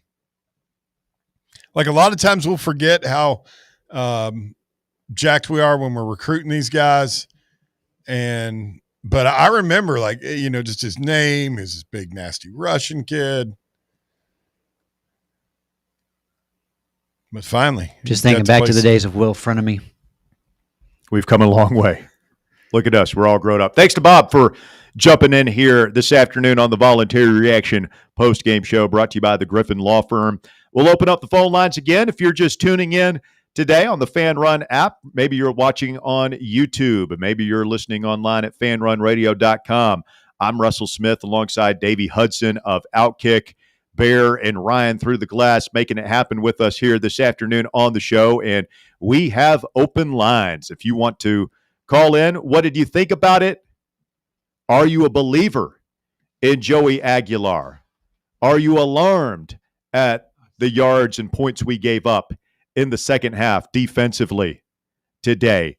Anything else catch your fancy? 865-966-3435 is the number to get on board. 966-3435. You can call or text the Voluntary Reaction today, and we would be glad to talk with you. 10 pass breakups for Tennessee's defense today. That's a lot. I made the comment to Bear and friends. It felt to me like that was the most aggressive I have seen our corners play since the Fulmer era. I mean, we were contesting everything. We had a couple of PIs go against us. I thought there were a couple of PIs that could have been called against us, but weren't. But I can live with that. Too many times through the years, Davey, we've seen our corners afraid to get up and challenge, afraid to get in guys' faces, afraid to get run by. Colton Hood ain't afraid. No, the biggest thing I saw too, that you look at years past and how things have unfolded, but we were having our corners get their head around and actually like make a play on the ball. Even though they were very handsy, you could tell the receiver and the corners were going at it. And kind of to your point on like, I felt they could have called a couple of more pass interference calls. I think, the officials were like, we're going to let him play on this as long as he's getting his head turned back to the ball and they're trying to make a play there. We're going to let it go. And I thought it was great. We were constantly on their guys when we were in man coverage. And again, I know this isn't the best set of, talent we're going to see as far as the wide receivers we go up against this year, but it's definitely a great start. And you got to feel good until we're able to get Jermod McCoy back, that these other guys are going to be able to play at least a decent enough level to keep us competitive, especially whenever you're going up against some of these better wide receivers. The Ricky Gibson injury, hope he comes back. Obviously, Hood looked good. Ty Redmond, again, not scared. Physical, aggressive, in guys' faces, diving at balls, and not afraid of the contact. I thought he looked like a great prospect out there today. And we saw a couple of freshmen get to pop the cherry, so to speak. Yeah, when you look at this class, it's not like, this team in general, it's not like we've got a ton of seniors out there. So even if, this year you're just like, damn, I wish we were able to, really go all out and this is the class. It's like, this is a bunch of young guys that are going to be here for multi-years. And that's great to see as far as the health and the future of this program. DR Vol is next as we go back to the busy phone lines. What up, DR? What's going on, guys? Well, second half wasn't as fun as the first half, but I'll take it. I mean, I went from thinking we'd, probably playoff bound national championship to at least get to the SEC championship. Have we heard anything about our injuries, like the guys that went out?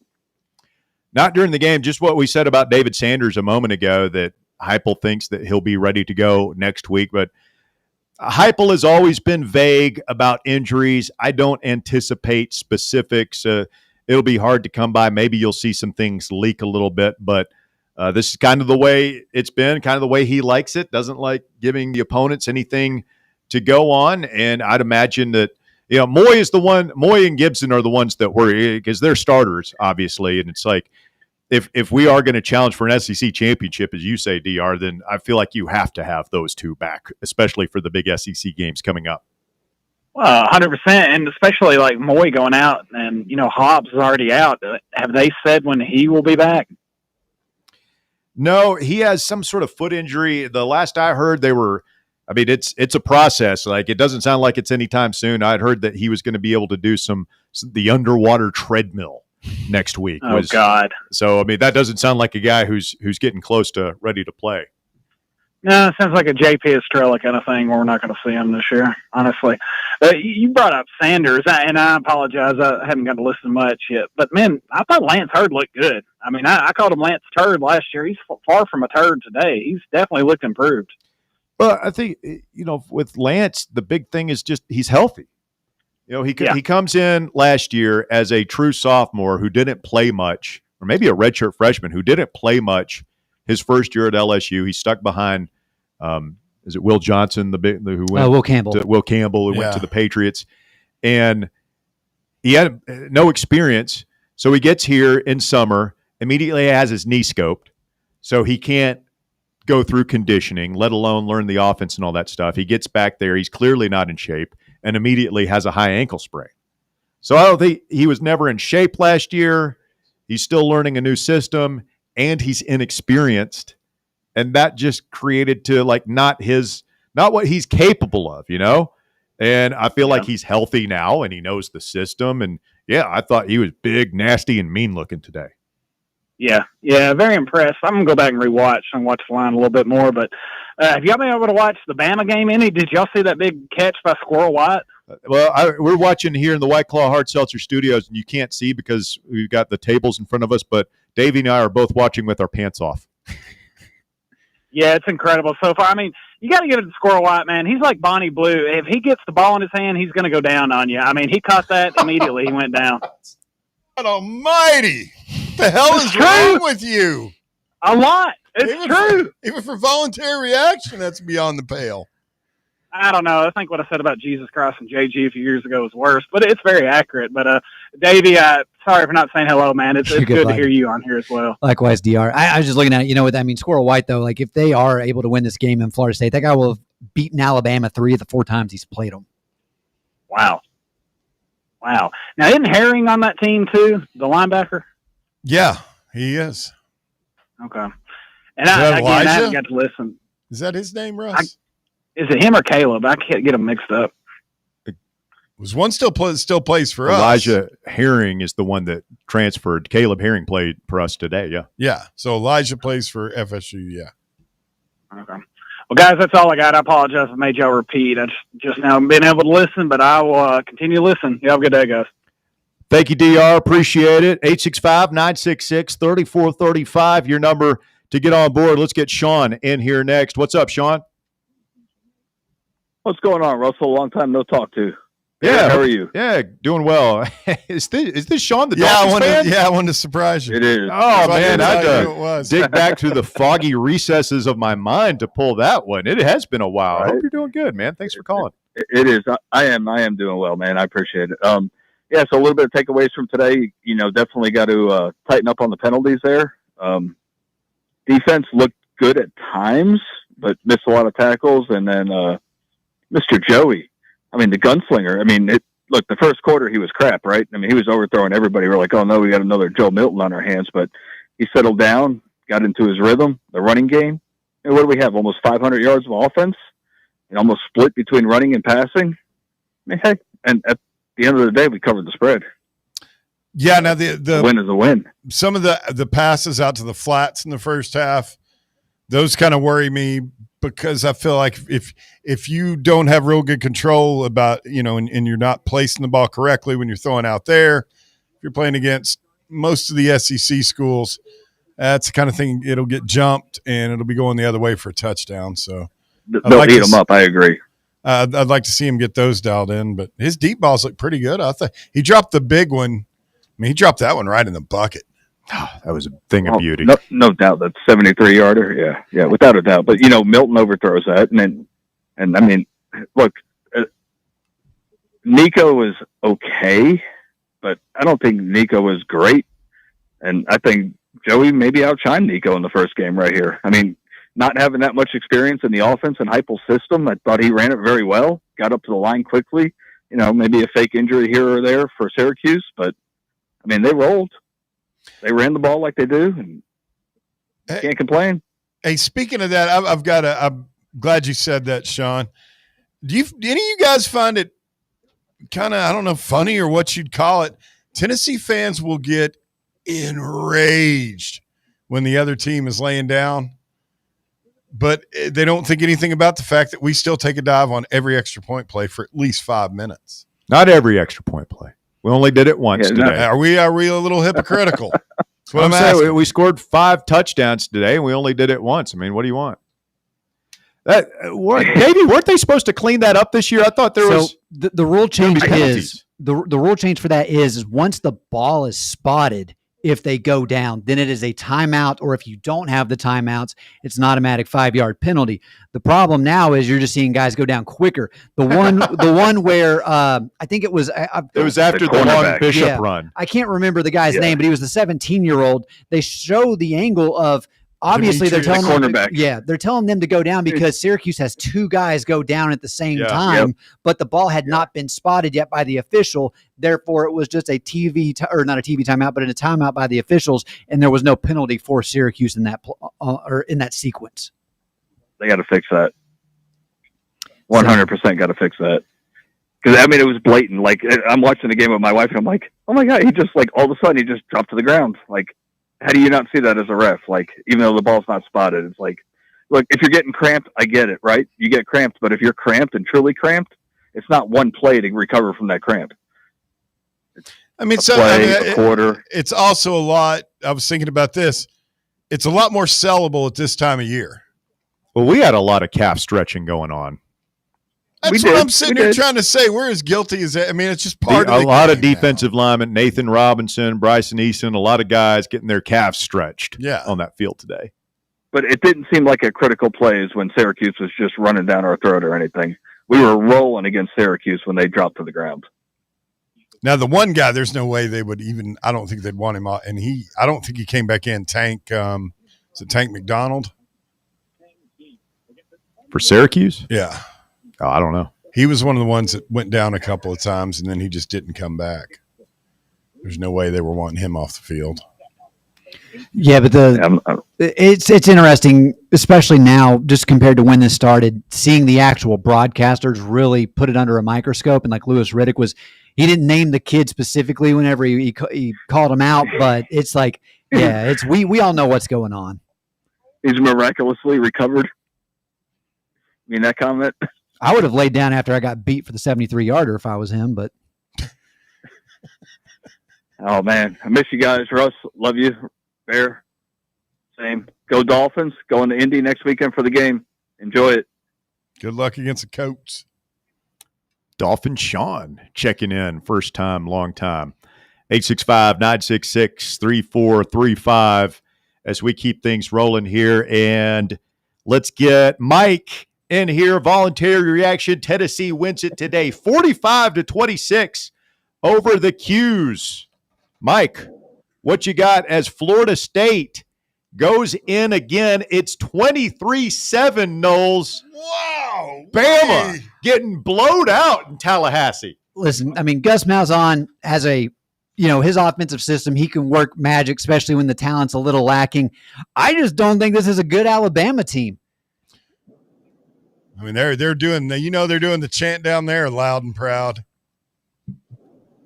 Freezing cold takes, man. They're going to have a lot for everyone going after the Castellanos kid. I'm sure I didn't have kind words to say about it at the moment, just because it's like, why give your opponent that much fuel to the fire? But it's he's talking the talk and walking the walk, man. This is a very good performance so far by the Seminoles offense. Please don't tomahawk chop in my ear, Bear. I'm 20% Native Americans. Very offensive. Mike is next. Go ahead, Mike. What's going on, fellas? Appreciate y'all updating us on FSU and Alabama, but I don't give a damn about Florida State or Alabama. I want to talk about my balls. What do you think about it? I'm loving it, man. I think this is what we've been waiting for. I think this is what Ball Nation has been craving for the last 3 years, ever since Hendon Hooker left the field on that sad day. But my wife and I went down to Atlanta. We carried the fight for 60 minutes, and it was a glorious thing to watch, especially that first half. I think Joey Aguilar looks really good. I know you guys have talked about him quite a bit, but to be honest, I didn't have super high expectations for him, and he proved me wrong. I think he looks good. We'll see what he does against better teams, but I'm excited for the rest of the season. But I think the biggest question mark going into this game was the wide receivers, and to me, that is still the biggest question mark. I know Davey Hudson said that they're looking good and they look sharp, but no, I was saying there's still some question marks there. I just, especially for Staley coming in, I thought, I still need to see more from them. My thing though was, I thought the timing was just off between Aguilar and the receivers on several of the throws, especially early on, especially when we're trying to do a lot of that quick hitting stuff to the outside. If you think back to the early parts of the Heupel offense, like sometimes Hendon would just get that ball out real quick, and those guys could make one guy miss and go 70 yards for a touchdown. Aguilar was throwing it behind him at times. It was sailing on him a little bit, going over the top. I know Ethan Davis had a drop there, but yeah, I still need to see more. But it's definitely probably my biggest question mark whenever I think of the offense moving forward. No, I agree, and it should be better as the season goes on and that chemistry kind of develops, but. Like I said, I think every single receiver had at least one drop where it hit him in both hands. Like that one where Chris Brazel, I think it was a post route.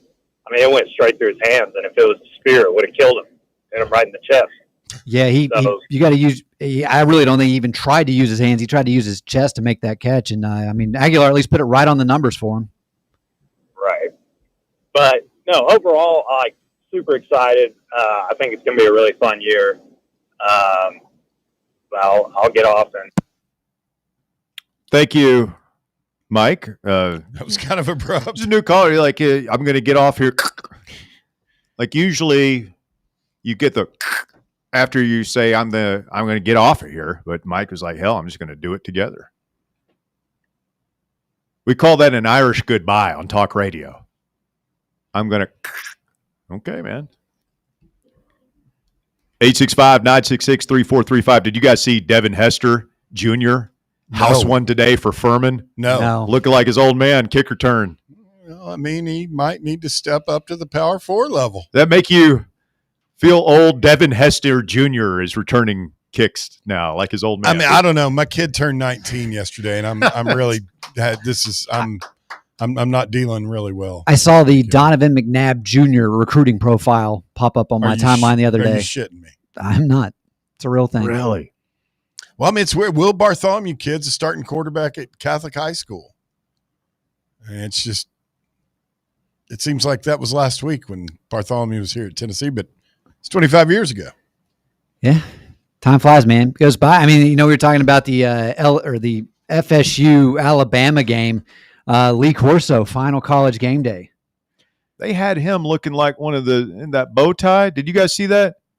He was looking like one of the two old men from Trading Places. Oh, the Mortimer. brothers, He looked Mortimer like- and yeah, it's a. He looked like one of That's the an old excellent guys pull. from Trading Places. Yeah, Look it up, kids. one of them was kind of bald and had like the stringy comb over. He looked like the other guy, Randolph and Mortimer do. So wait, there's Trading Places, and then which other movie was it where they're like, we're back, Randolph? Oh, they brought him back for Coming to America, wasn't Yes. Yeah, Yes. they've been in a couple of. They were in a couple of different. I think Great characters. Oh yeah, Randolph and actually and really Mortimer accomplished actors. Apparently, back in the old days of Hollywood, both those guys. They were probably like doing Shakespeare on West End in London and all sorts of things, working with Olivier, and they're most remembered for a couple of Eddie Murphy movies that they did in the 80s. Listen, Where they it's play thoroughly despicable human beings. a little macabre, maybe a little too early in the show for it, but you talk about like seeing Lee Corso on there. They're obviously forcing him out, giving him the send off. Like, Are they forcing him out? I mean, maybe, they or need just- to. Are they doing a I favor think to he a wants friend? to. He wants to continue to be out there. I think, and Kirk has been able to like take him under his wing and help him along. Closet. Dude, like I mean, I'll die if I have I nothing think to that do. might happen. Like I mean, like I don't. Does he make it the next football Please season? don't put me Well, I in mean, the it's not as hole. bad as the whole like of mice and men deal that I've got with Russell. When things get bad for me, Russell's going to take me out back, and Please don't put me out to pasture. I can still be on TV at the age of 130. And I'm not saying we have a Deadpool going, but I think it was to. I mean, they had to, man. You saw him last year. You can't, out of love and not wanting to do this thing that that he still loves to do. You can't let somebody that you care about be exposed like that on national Kurt, TV. Herbie, will you hand me my cane and my head? Hand me the Brutus head, Kirby. you got it right. You got it right. I'll give him credit. You got to go out on a win, and I mean, it might be a double whammy if FSU is able to hold on here. Are we just going to try and put him in? We've got a call. This is a first for voluntary reaction, Russell. Who we got? Rex, live in Australia. Let's go down under and put From another down on, Bobby. Rex, are you there? from down under. I'm down under. What's up, Rexy? What the hell are you doing in Australia? Special assignment. I like it. You under the influence? Is the Bama broad with you, Yes. Rex? Oh. Wait, was the yes to Bears question or my The question? Well, there's a delay on the other side of the world. I was working against the flat earthers. They said it didn't exist down here, but it appears it's here. But yeah, no, we're down here.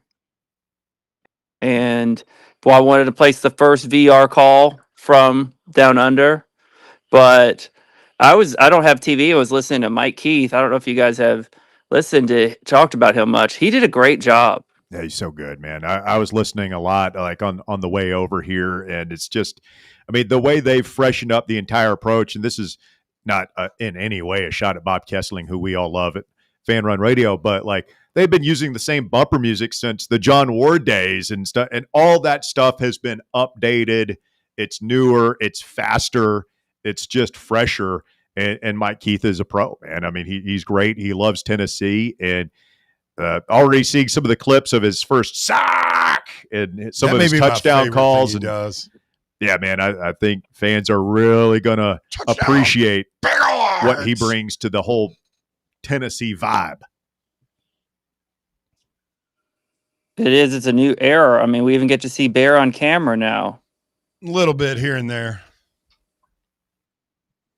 He's looking very handsome, isn't he? Well, I'm just excited, man. This is my first sober VR call, so it's What a little time bit is it down different for there? me too. A lot of firsts today.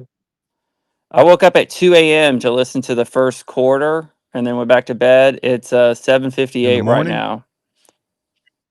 In the Oh, that works morning, better. yeah.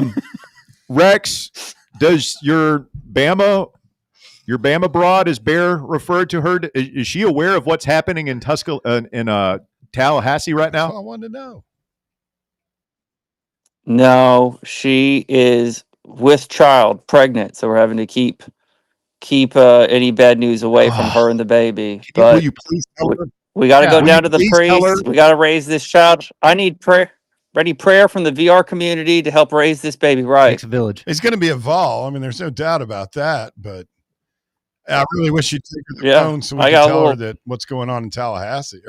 Tallahassee. I mean, they're getting, Yeah, no, I've told her, and she just is like, we all miss Nick Saban. Well, I mean, we don't. no, not at all. I know their team. So, but it's a sign that the child will be a vol. Rex, we appreciate you, my man. Anyway, appreciate you. I just want to remind everyone we got a lot of new callers. Everything's new. The Tony Basilio people. But what does a pissed off Australian chicken say to Nico after a big win? Fuck off! Sexy Rexy checking in from down under. I believe that's our first. We've had some faraway calls. We've had European calls before. We've had, I think, an Asian, and maybe even like we've had callers from Afghanistan on armed service members, if I recall correctly. I don't know that we've ever had a Southern Hemisphere call. That is, without a doubt, I believe he is the furthest you can get away from us on the planet right now. Pretty cool. Because I know it's Perth for Chicago, so I mean we aren't that far from Chicago. It's got to be close. Did you say which city he was in? I think maybe Sydney. Well, a much shorter trip to speak to our next caller. Brad in Nashville is up next on the Voluntary Reaction. What's up, Brad? Gentlemen, how are you on this victorious Saturday? We drink, Brad, from the keg of glory. Things are going splendidly. At least as much glory as you can get from beating Syracuse. But, yeah, any day Alabama loses a football game, the sun's a little brighter, the sky's a little bluer, and the world's a little bit of a better place. So I'm sorry about his wife and the kid and everything, but I hope they go down. That'd be awesome. I don't know, like initial takes on it, and on 1 to 10, I'd put the outcome of this game as a 7 or an 8, just by how competent Joey looked running our offense. They were speeding it up, and he did have the turnover in the first quarter, but he did more in this game to have me put faith in us looking closer to 2022 than last year, than anything Nico did last year. I feel good about the entire thing. The defensive injuries, obviously, that's up in the air, and you can't really control that stuff. Hopefully nothing long-lasting or terrible comes out of it. But we beat the shit out of those guys, and I like what I saw. What do you guys think overall? It's interesting because we were doing all our predictions and everything yesterday on the show. I predicted 34-13. What was mine? Bear, you had 42-7. We had nobody had Syracuse scoring over 20. Nobody thought that we would give up as many points as we gave up out there today, but putting up 45 points is bigger than anybody thought. Definitely got to be more of a defensive approach, both sides. Yeah, it's interesting. I mean, there were some fireworks down there in Atlanta today. I said earlier, I love it when you win a game and you walk away feeling there's plenty to improve on and things are fixable, man. If we had like guys just running wide open past us all day, or we couldn't stop the run, like that would be one thing. I'd be like, oh man, like that ain't going to work. But some of this stuff I think is going to be fixable given time. And really the injuries are probably the biggest thing. Red flag. Yep. Yeah. If we're being honest, and that's not something that you point to Heupel or Tim Banks or anybody say, what are you guys doing? It's just that's bad luck. Yeah, it sucks. And Syracuse isn't exactly world beaters, but they are a well-coached football team from what they did last year. I mean, they had a trash schedule, but they did win 10 games. Yeah, and they lost a lot, but it wasn't. We weren't playing Northeast Maine Tech out there. No. Like it was an actual Power 5 football team. Yeah, it's a team that won 10 Or games. 4, whatever. They won 10 games last year, and granted, they lost a lot of people off that program. But that guy, Fran Brown, I'm going to be keeping an eye on him the next couple of years. He's a good coach, and when you look at the 247 Sports composite talent ranking, they are the 34th best roster. So, I mean, that's definitely you're playing a top 40 roster overall. And I mean, we're 16th on that list, but it goes to show you, like, we're that much better than a team that's, 18 spots behind us. Yeah, just good vibes mostly all around. I really like our running back room. I feel as good about the 3-headed monster we had last year than the 1-headed dragon we had last year. So, I don't know. I feel good about the whole deal. I like what I saw. Obviously, the first half was better than the second half, but we were kind of game managing in the second half as opposed to the first half where we just put our foot in our throat and took what was ours. Anyways, go Big Orange. Love you guys. Hopefully, the Titans and Canyon War are able to win more than 3 games this year, and we'll see what's up here soon. But, thanks, Brad. Appreciate it. Yeah, man, you're breaking up a little bit there. We'll let you go, but we'll tighten up next week. I'm looking forward to the games tomorrow. Yeah, South Carolina plays tomorrow, and then Miami, Notre Dame. Yeah. Shout out to my guy, Irish Jeff, who came to the Casual Pint for our remote yesterday. We sat and drank beers like men often do. We get Super North nice Carolina on Monday, playing TCU. Yes, the beginning of the Bill Belichick era. Who all came out? Austin, Shep and Spencer. Yeah. Spencer, Blake and Josh. And I can't remember Josh's Anthony came out. Yeah, a lot of friend's name. We had a lot of fun. Great turnout yesterday, and looking forward to Monday. It's a big day here at Fan Run on Monday, as we'll be unveiling our new schedule. If you haven't heard of the new changes, we're moving our award-winning morning show, Talk Sports with John and Cody, back an hour. Cody McClure, by far the happiest person with all of these changes. He gets an extra hour of sleep, which I'm sure he'll use wisely. 8 to 11, Talk Sports. Tony Basilio finally joins Fan Run where he belongs after all these years. He'll be on from 11 to 1. Chase Thomas from 1 to 3. And then The Drive will welcome in a new member to our dysfunctional family. Bob Baskerville, who you heard earlier with us, is going to be on with us starting on Monday from 3 to 6. And we're looking forward to it very, very much. 865-966-3435, your number to get on with us, 966-3435.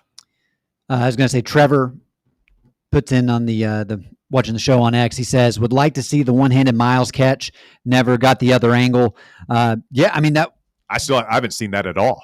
Well, no, that one was in the first half, and then we didn't see the touchdown in the second. Yeah. So, I mean, you look at the conversation around the tight ends going into today. I didn't see Brame out there. I don't know. Did you guys see him at all? I didn't see Brame. I saw Van Dorselaar in our goal line package for a play or two. Did not. I think they were just running plays. But, I mean, again, the conversation going into the season, the tight ends, we're probably expecting a lot more from them this year. But, Miles Kittelman, he seems to be the entire package. I really want to get him more involved. I think I can only recall 2 targets off the top of my head. I feel like we need to kind of be making sure, he's at least getting 3 or 4 or 5 looks a game.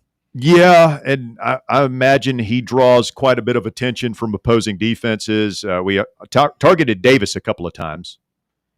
And there were a lot of 2 tight end looks. We were mixing it up formationally like we haven't in a long time. That was refreshing. We ultimately scored. I know Ethan Davis did have a low block personal foul penalty.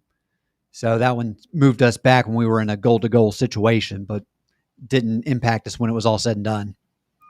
Carson is next. Hello, Carson. What's going on, guys? I'm drinking from the keg of glory. What about you guys? We're right there with you, brother.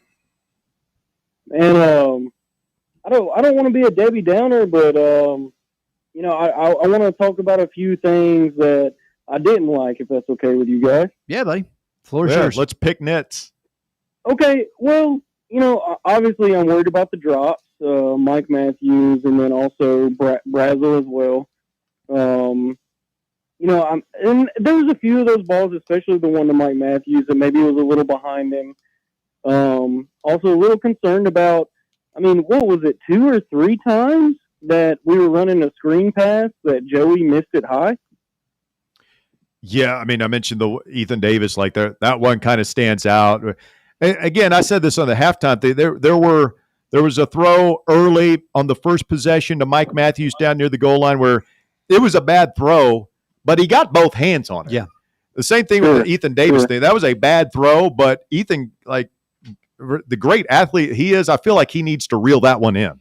Yeah, that was directly mentioned on the 99, with Mike Keith and those guys. I can't remember which one, if it was Ramon Foster. It was probably Jason Swaim. He's like, look, you play wide receiver at Tennessee, you get 2 hands on the ball. That's got to be the standard. Yeah, you're supposed to catch You got to that. bring it down, right? We all want Joey to throw it more accurately, but if you get your hands on it, if it goes 10 feet over your head, that's one thing. But if you get your hands on it, catch it. Yeah. Well, here's my thing. From what I saw is, when he was under pressure and he had to make a throw, he made the throw. When he had a little bit of time, I felt like he got a little uncomfortable and just thought about it too much. It's almost like that. It's almost like the second baseman who has a lot of time to throw the ball and he overthrows the first baseman rather than when he makes a bang bang play, he can stripe it in there.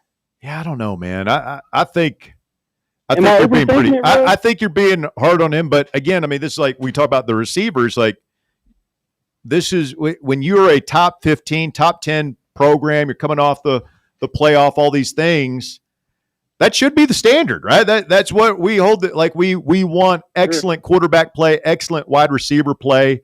So yeah, some things to clean up. Okay, so I'll move on to the defense. I thought, in the second half, I just didn't like how they could run the football, especially getting outside the edge. Anytime they wanted to get outside the edge, they could, and just running the football all over it. I think they had, only, 73 yards in the second half, compared to just like 27 or 28 in the first half of running the football. It wasn't great. I will say, and this is something I did notice, and I'm glad you bring that up, because last year, Josh Heupel had to slow down his offense so much because the quarterback wasn't really capable of handling it. And so the defense wasn't put in the position to where they're on the field as much as they were. That was not the case today. And that's why I think you saw in the second half, especially after we had some guys go out with injuries, as to why they were able to get a few more chunk plays. They never broke one off in the run game, but they were eating in it. And it was one of those situations where you could tell they were starting to have their way a little bit. I still think, 2.3 yards a carry, I'll take that every day of the week. But again, as we're kind of like getting nitpicky, Tennessee being on the field so much more in this game compared to what it was like for most games last year, especially in the SEC, I think that ultimately led to the defense being more tired and allowed Syracuse to take advantage. I think that's a great analysis. And one of my last points is going to be, man, I don't know about you guys, but I am super impressed with somebody I did not think that we were going to see a lot this year with Star Thomas. The Duke transfer. I felt like, wasn't there some buzz that this was get the fuck out of here with the Duke transfer. Wasn't there? It's like getting that far out of the. Are you guys that surprised about it? I felt like this kid had some buzz about it. I was wondering all preseason, like, how are they going to get this guy involved? Because I thought, and I still think that Bishop and Peyton Lewis are a really good dynamic duo. And it's like, what's going to be left over for Star Thomas? I'm thinking this guy didn't come here to ride the bench, but they did a really good job of divvying up the carries today. And we'll see how that continues to shake out. If it's 1, 2, 3, it almost feels like 1A, 1B, 1C right now with those three. Yeah, they all feel like starting running back, good enough to be a starter. and I can't excuse me, I can't remember the caller earlier who pointed out that they all three, it may have been Bob, they all three bring very unique things to the table as far as what kind of running back they are. I don't think one of those guys, just watching today, I don't think a single one of those guys went out there and said, I'm taking this job today. I mean, they all did great. They did. Yeah. Nobody really separated themselves. But they all played good. Yeah. Yeah. I mean, once we get into the heart of the SEC play, I struggle to see a situation where all three of these guys stay healthy. So to see this from, the committee, you're likely going to be leading. One of them's probably going to miss some time, and you feel good that you've got that two other solid options in that situation. And the last thing I have for you guys, Boo Carter. What about that missed sack? Didn't endear himself to Tennessee fans who might be questioning his commitment, shall we say? You think Mama Boo, after Colorado's loss last night, is still on Dion?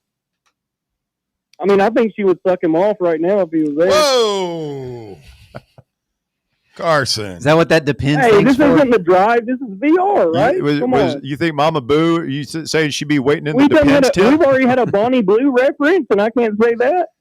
Come on, Bear. Bear demands a level of decorum at all times on voluntary reaction, that's Carson. Bullshit, and we all know it. Please do not offend his delicate sensibilities. Yeah. Well, on my way out, on that note, I mean, Bear should be used to hearing about, priests sucking off since he's Catholic. I'm out of here. Well, you had to go there. Yeah, no, I mean, we're in the gutter now. All right, we're in the gutter. I mean, it's kind of a fuckwad thing to say. But I think we might have been in the gutter. Now we've trickled down in the sewer with Pennywise. Yeah. 865-966-3435. If you want to chime in today, a voluntary reaction. We'll go for another till 7 or so here as we get to it. Somebody's got their phone on over there. I've been up since 5 a.m. today. Had to take my wife to the airport, which I don't typically mind. Like, there's something about driving to the airport early in the morning that's just peaceful and serene. There's nobody out. And we're just cruising down the Pellissippi Speedway when all of a sudden and this is 5 in the morning, mind you, we come up to a traffic jam. Traffic is stopped at 5 in the morning. And we're like, what in the world's going on? Somebody had flipped their Tesla. Ooh. Like it had hit the wall and it was flipped. It had been turned back over and they're loading it up, right, onto the wrecker. But you can tell it's been flipped because the window is smashed, the windshield is smashed, and the roof is just all tore up, scratched up. And the cops are walking, shining their flashlights into like over the edge, looking in the bushes and stuff. Oh, somebody got a DUI and probably bailed. So that's like somebody must have flipped their car and realized that they were in trouble. And then, my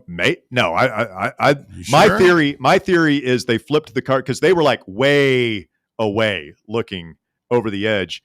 My theory is that somebody flipped the car, was smashed, and was able to crawl out and just decided to bail because they didn't want to go to jail. I know people can get thrown remarkable distances, especially like if you aren't wearing a seatbelt and you just get slung out in a high-speed crash. Well, if this person was flung out into the over the side of the interstate, they were died. Oh, is it that point where it's way up above the water? That bridge? No, it's like before you get to Westland heading, I guess, south. Yeah. Yeah, I drove it yesterday to get out to our remote at Casual Pine. Magic Mike says, sounds like Lane Kiffin's back in town. Let's get Shane in here next. Shane, you're on voluntary reaction. What's up, Shane? Yeah, how about speaking of seeping into the sewer, Alabama? Well, it's interesting. A lot of time left here. They've got the ball now in Florida State territory, and muffed a punt. Yeah. Yeah, they're going to It's pass so interference funny, though. here. So they score here. It's a one-score game going into the fourth quarter. I'm guessing Ty never came back in, or am I just seeing it wrong? But yeah, I mean, we might be delayed and stuff here. What's going on? But Oh, he's in the game. Okay. He came back in. No, I don't have much to say about. And there's no nitpicks for me. I think it's a mixed bag and mostly good. We didn't know what we were going to have at quarterback. Wide receivers, like we've been talking about all offseason, don't know. They haven't been live in practice altogether. I think that showed today. There was some good stuff and some misses, and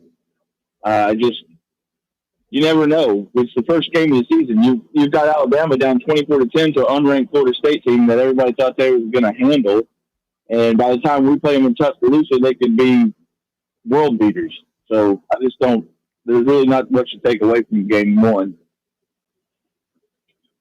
yeah, I mean, we'll see where this Syracuse team goes in the future and how good an opponent we beat today. But I do think that there's something to be said for just confidence, and we're all wondering how this thing is going to look today. Yeah. And you see an offense go up there and put together 45 points.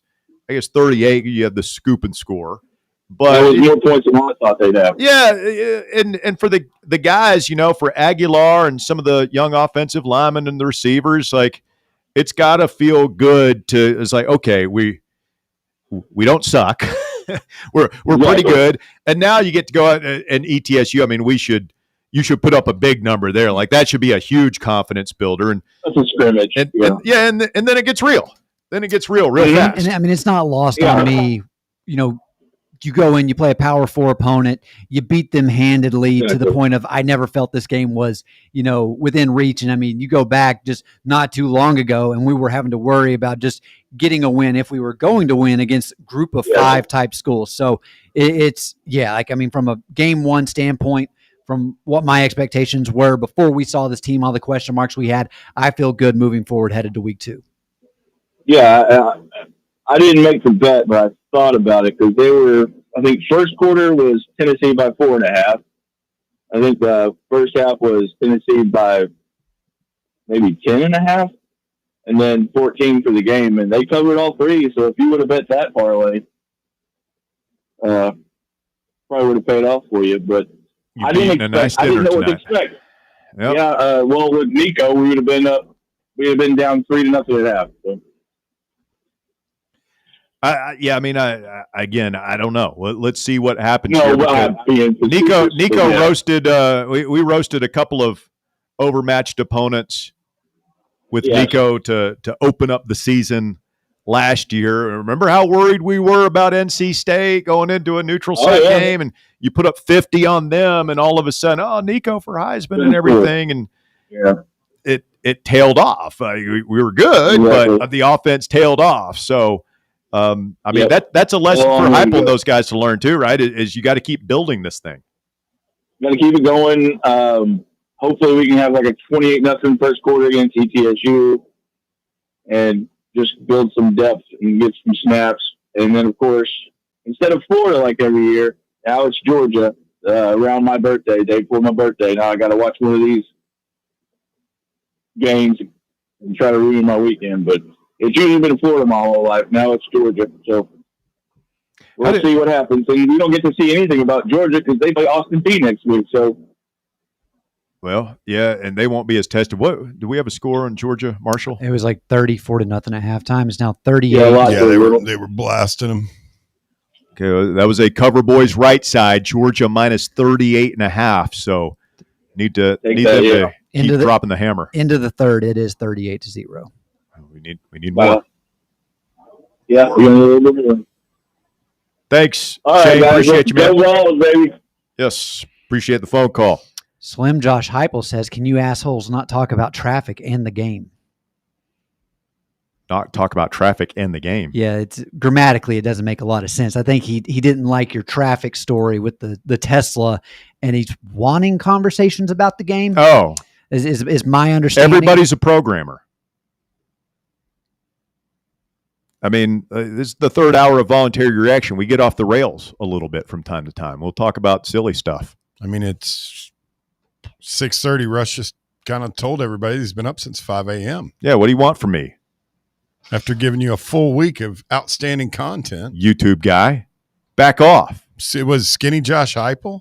Skinny Josh Heupel? Is that what he said his name was? So you're gonna make fun of our coach? Personal appearance is not show fodder. It's slim, not skinny. That's even worse. I thought Josh Heupel was looking good today. Anybody notice the power T on his hat was a little bigger?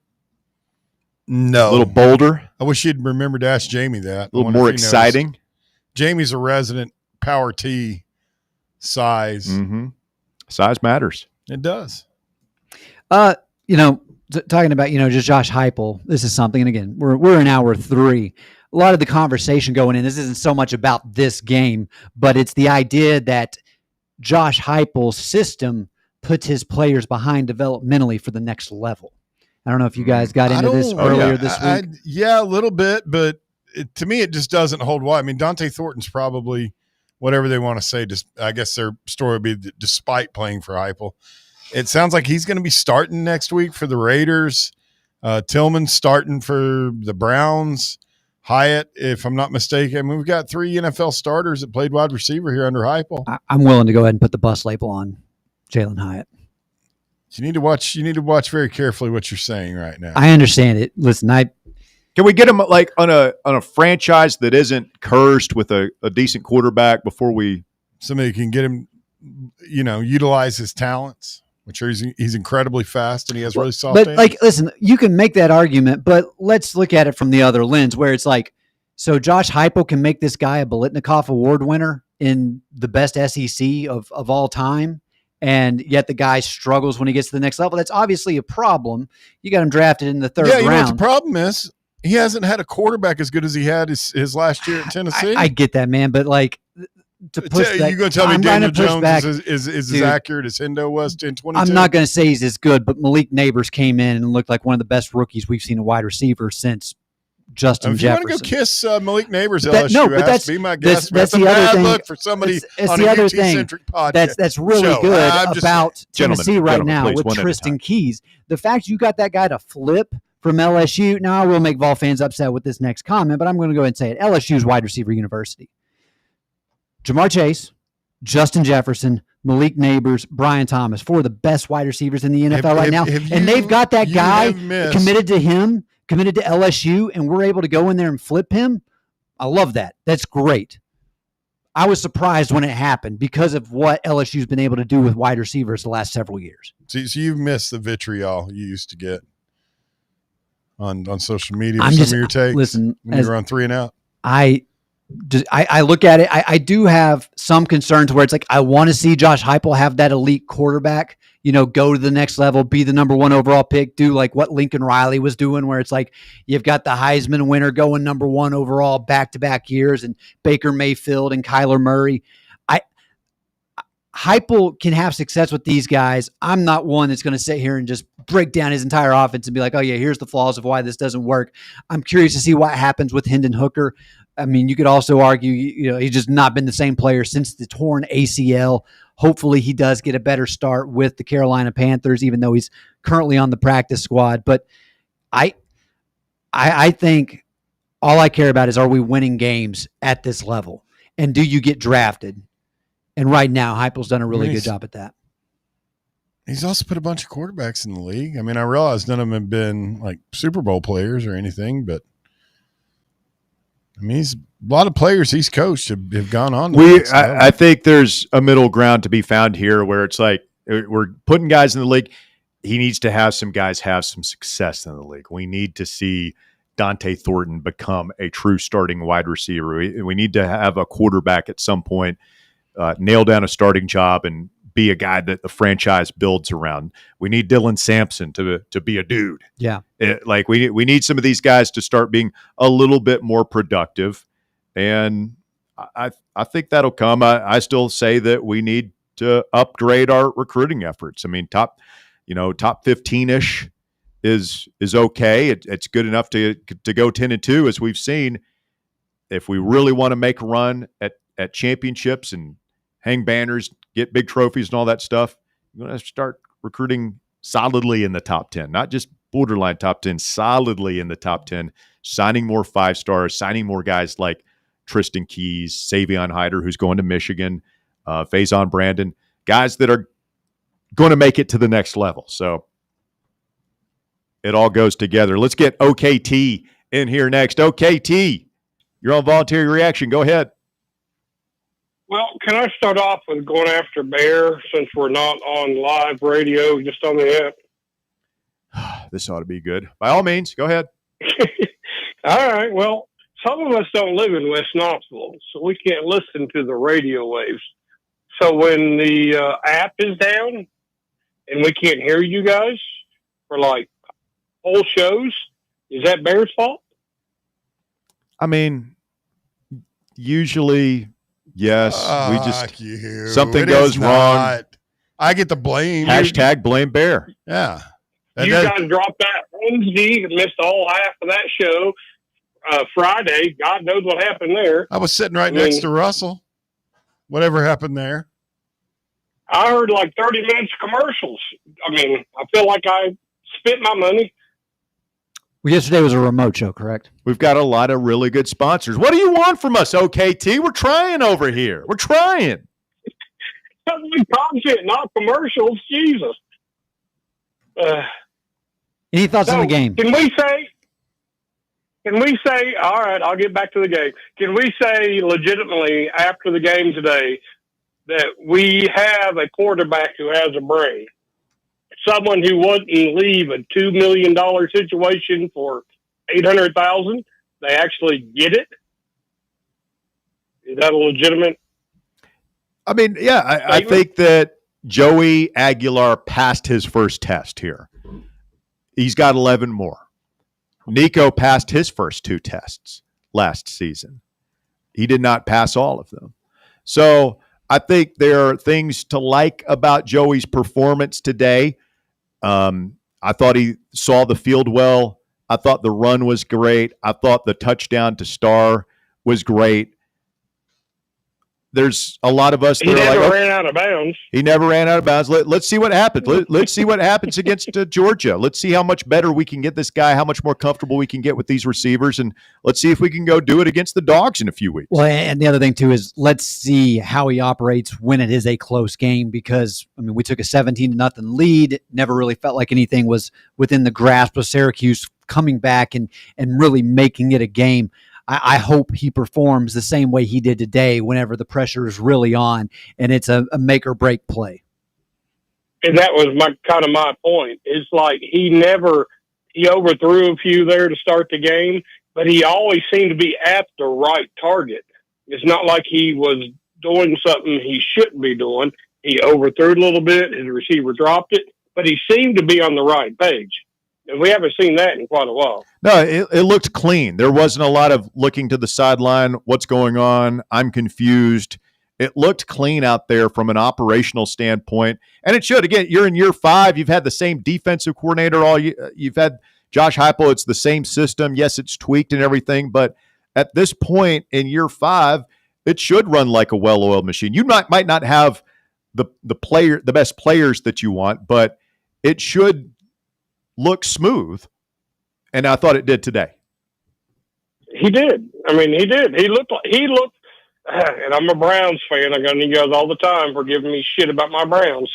He looked like the adult in the room. He looked like he knew where to go. Whether it worked or not, he looked like he knew where to go. And we haven't seen that in about 2 years.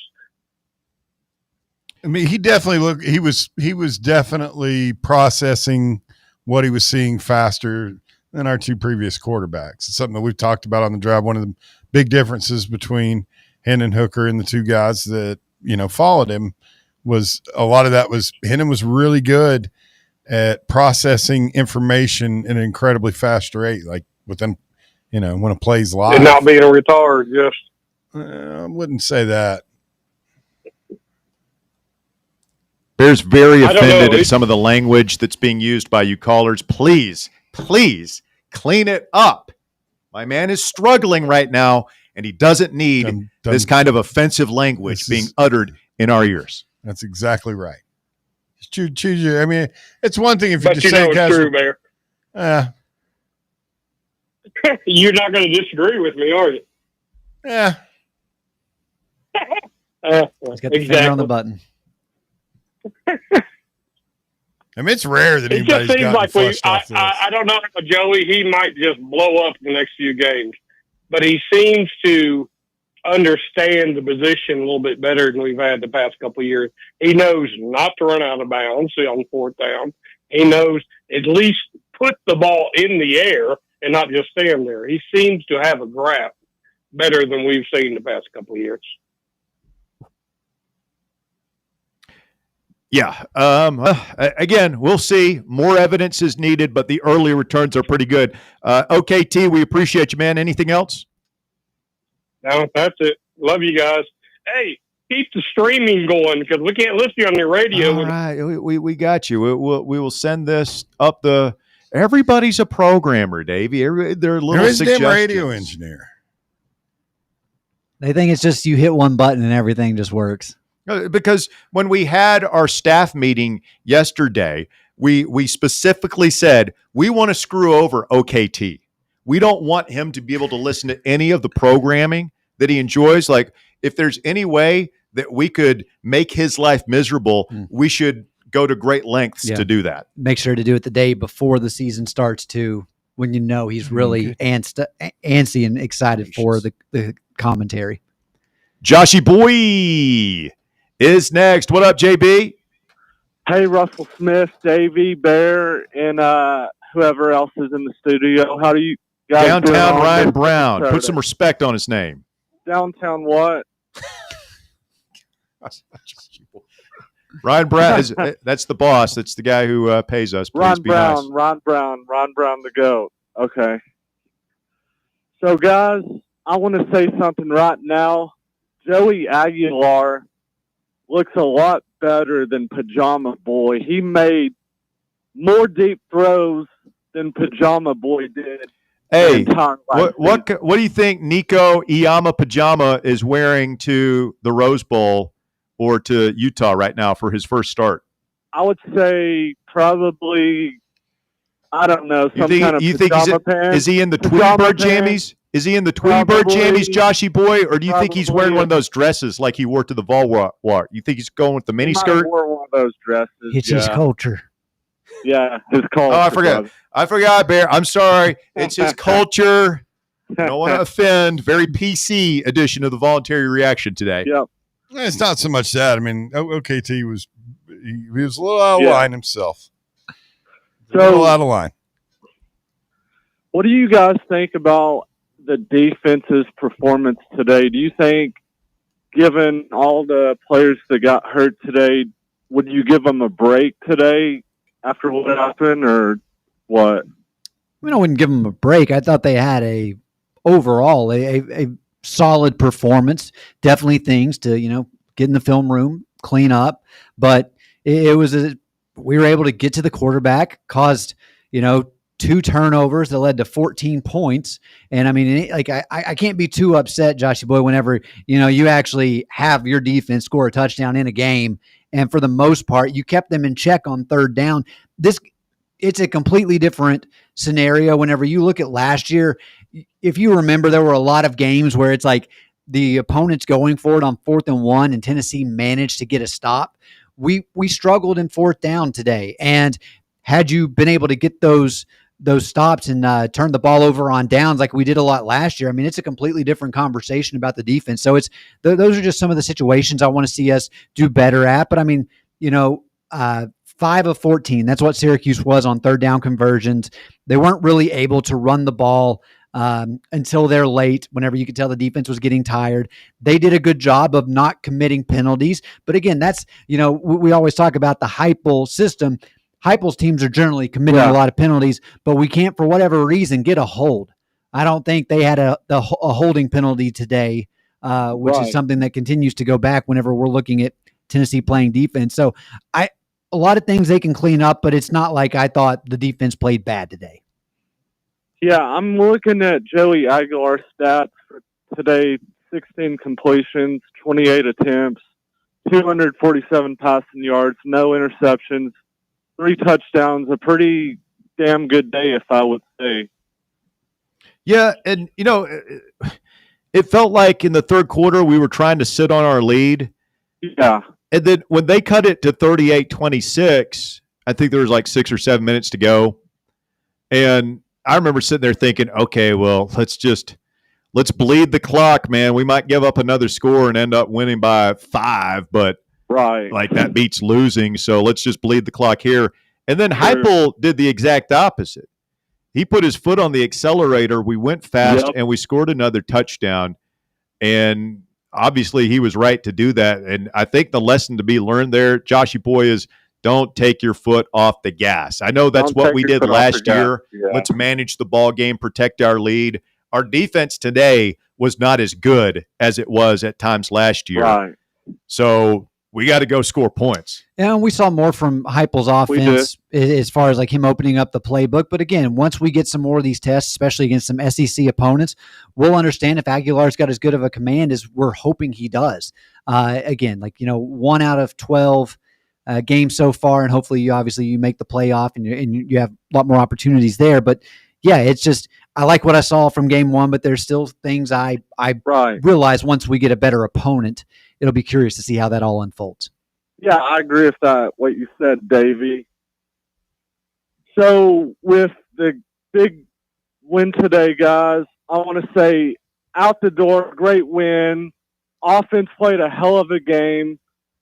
Aguilar is Joey Swagular. And out the door, I want to say, was that Joey Aguilar holding DR Vol? See you guys. I'm not really sure what that even means. Didn't catch what he was going for on that one, but Joshy boy, we appreciate your call, sir. Good call from Joshy boy. Didn't exactly nail the dismount there, but it's all right. We'll give him an A for effort. 865-966-3435. Got a couple lines available if you want to hop in on the Voluntary Reaction post-game show brought to you by the Griffin Law Firm, your trusted ally in military legal matters. Salute to our veterans, our armed service forces members listening to the show this afternoon, tomorrow, the day after, whenever, however you're listening. A lot of people will be checking out the podcast. We appreciate you. Thank you for your service. And remember, if you ever find yourself in trouble, accused of a serious offense like fraud, assault, or DUI, or if you're facing administrative separation, having to defend your security clearance or license against adverse action, the Griffin Law Firm is ready to represent you through that challenge. Lots of people at some of these government agencies, the alphabet places, DOE, DOD, FBI, FCC, don't know they get in trouble. They don't know that they have recourse. They can get a lawyer and fight this thing. That's where the Griffin Law Firm comes in. Marshall Griffin, VFL, and his team are ready to make your problem their problem. For a free consultation, give them a call, 888-707-4282. And as always, the website is griffinlawdefense.com. That's griffinlawdefense.com. Remain silent. Request counsel. Call Griffin Law. Russell Bear, Davey, on the Voluntary Reaction post-game show. Alabama has scored a touchdown. It is a one-score game. That last drive, Ty Simpson looked like things had slowed down just a hair for him. Come on, criminals. Get on the Gus bus. Don't do like we did and start farting around. Put the pedal to the metal. Let's go score. Don't try and sit on this thing for 11 minutes. Let's go get points.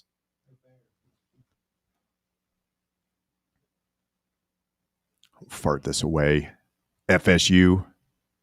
Do you know how much my dark heart needs this to see Alabama lose today? I need this. Staying in the state of Alabama, did you get to check out Hugh Freeze last night and Auburn's win at Baylor? I did. I watched most of the second half of that, and I don't know, what interested to hear your thoughts. Well, I mean, going into it, the conversation was we could potentially play 3 quarterbacks, and we'll have 3 different play callers. So the 9 different play caller quarterback combinations. I was getting a kick out of that. I mean, listen, I don't think Baylor's very good. I think Dave Aranda's hot seat's really turned up. But had Auburn lost that game, they would be in for a world of hurt. Whenever you're looking at Hugh Freeze, everyone's ready to write him off. And ultimately, I don't think he will survive the season, but he at least put him in a much better seat now today than he was in yesterday before that game took place. I asked the bartender at our watch party at Barley's today. He was wearing an Oklahoma shirt, and he found out he's a Sooner. And we were talking about that game, and I asked him, what did you think about Jackson Arnold? Because I thought he looked good. Yeah. And he said, well, he only threw for 103 yards. It was his legs. But I think to me, that's where Hugh Freeze is at his best, is when he has a quarterback that can do something, whether it's throw or pass, and he designs his game plan around whatever that quarterback can do. And I think that's what Oklahoma failed to do last year with Jackson Arnold. And Hugh Freeze was able to do that last night. It was, I don't think Baylor is world beaters or anything like that, but that's a hostile place. I've been down there in Waco, and it's a cool stadium, and they went in. That place was rocking. They fell behind early, and they were able to come back and get the dub. So you got to be careful. The ATF will burn down your compound. David Koresh was not walking through that door. Yeah, I mean, I'm excited. I'm glad football's back. I mean, last night getting to watch, Caden Salter play for Colorado. Dion mismanaged that clock like no other. It was, it reminded me of why I love this so much. And then I don't know if you guys saw it, but unfortunately, Army lost in double overtime to Tarleton State. Oh no! Yeah, biggest upset for the Armed Forces probably since Nam. It was rough. It was rough. What is Tarleton State? Where is that? Texas. I don't know where at in Texas. That's a good question. You should Google it. It's worth a Google. They beat the Army? Yeah. What, are we still running the triple option or something? Stephenville, Texas. Where the hell's that? We go to Google Maps.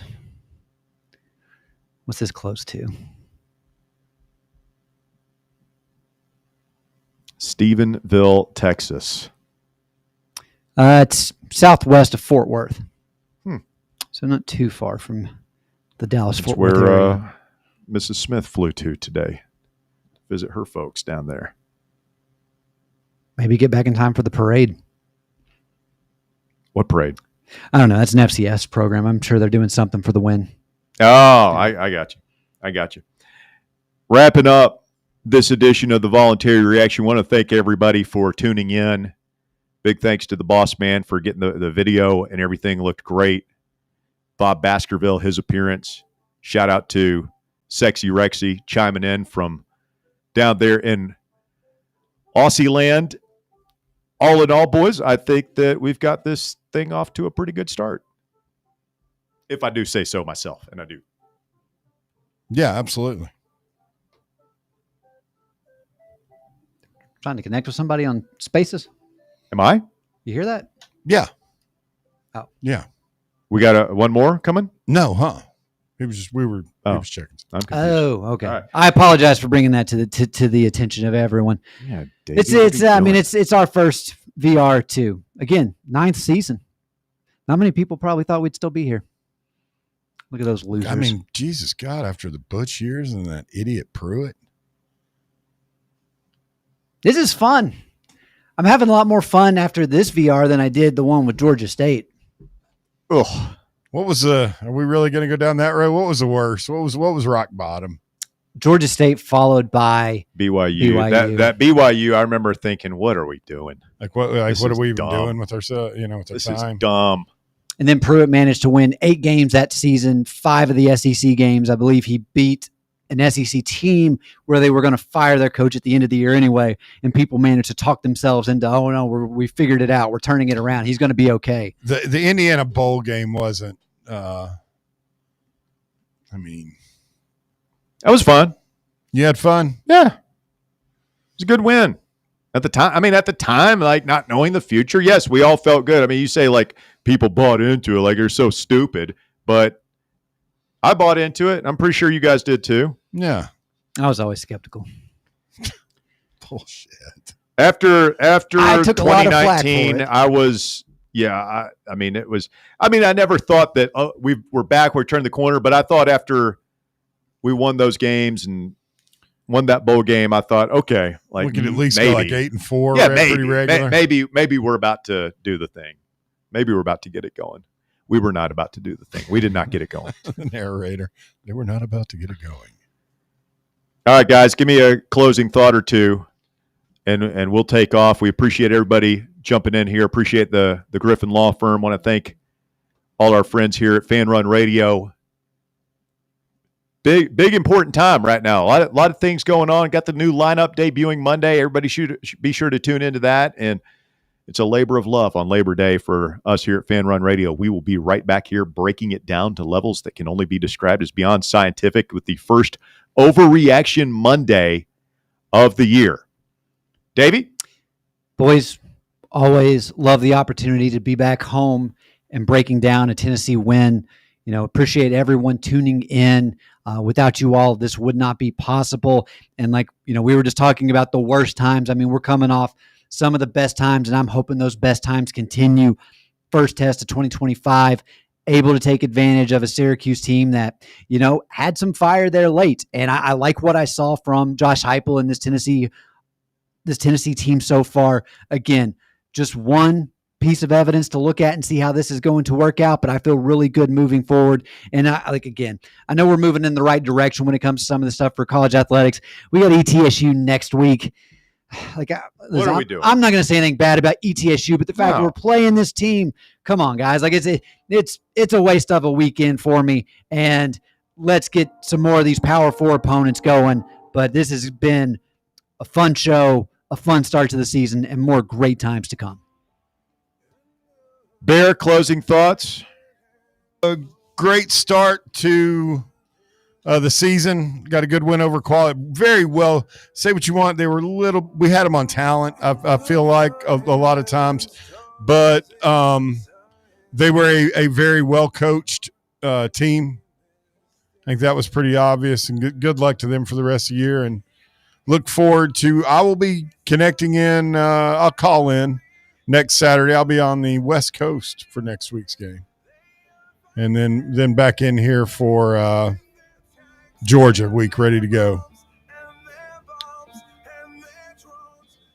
Is anybody hearing zombie? Yeah. Okay. I just want to make sure I'm not going insane right now. Thanks to Ryan for all his hard work and help behind the scenes. Thank you, Bear. Thank you, Davey. I'm Russell Smith. Come on, Florida State. Don't screw this up. Finish him. We'll do it again next week right here on the Voluntary Reaction.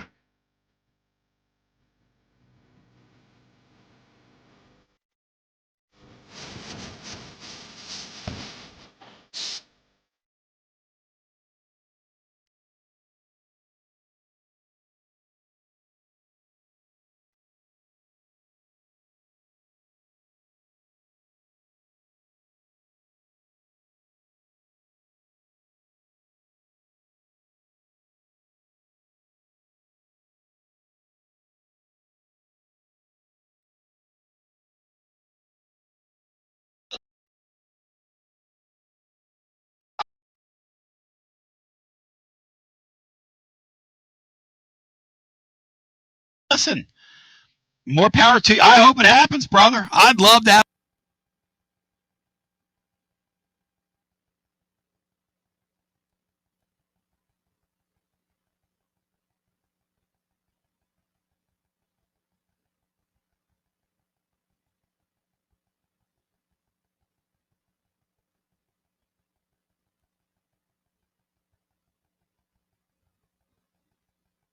The Voluntary Reaction. This football season, tune into Big Orange Country's post-game radio free-for-all, The Voluntary Reaction, presented by the Griffin Law Firm. We'll be live on the Fan Run Radio app as soon as every UT game is over, taking your calls and breaking down the game to levels that can only be described as beyond scientific. So tune in and drink with us from the keg of glory or drown in the pool of vying for position on the team.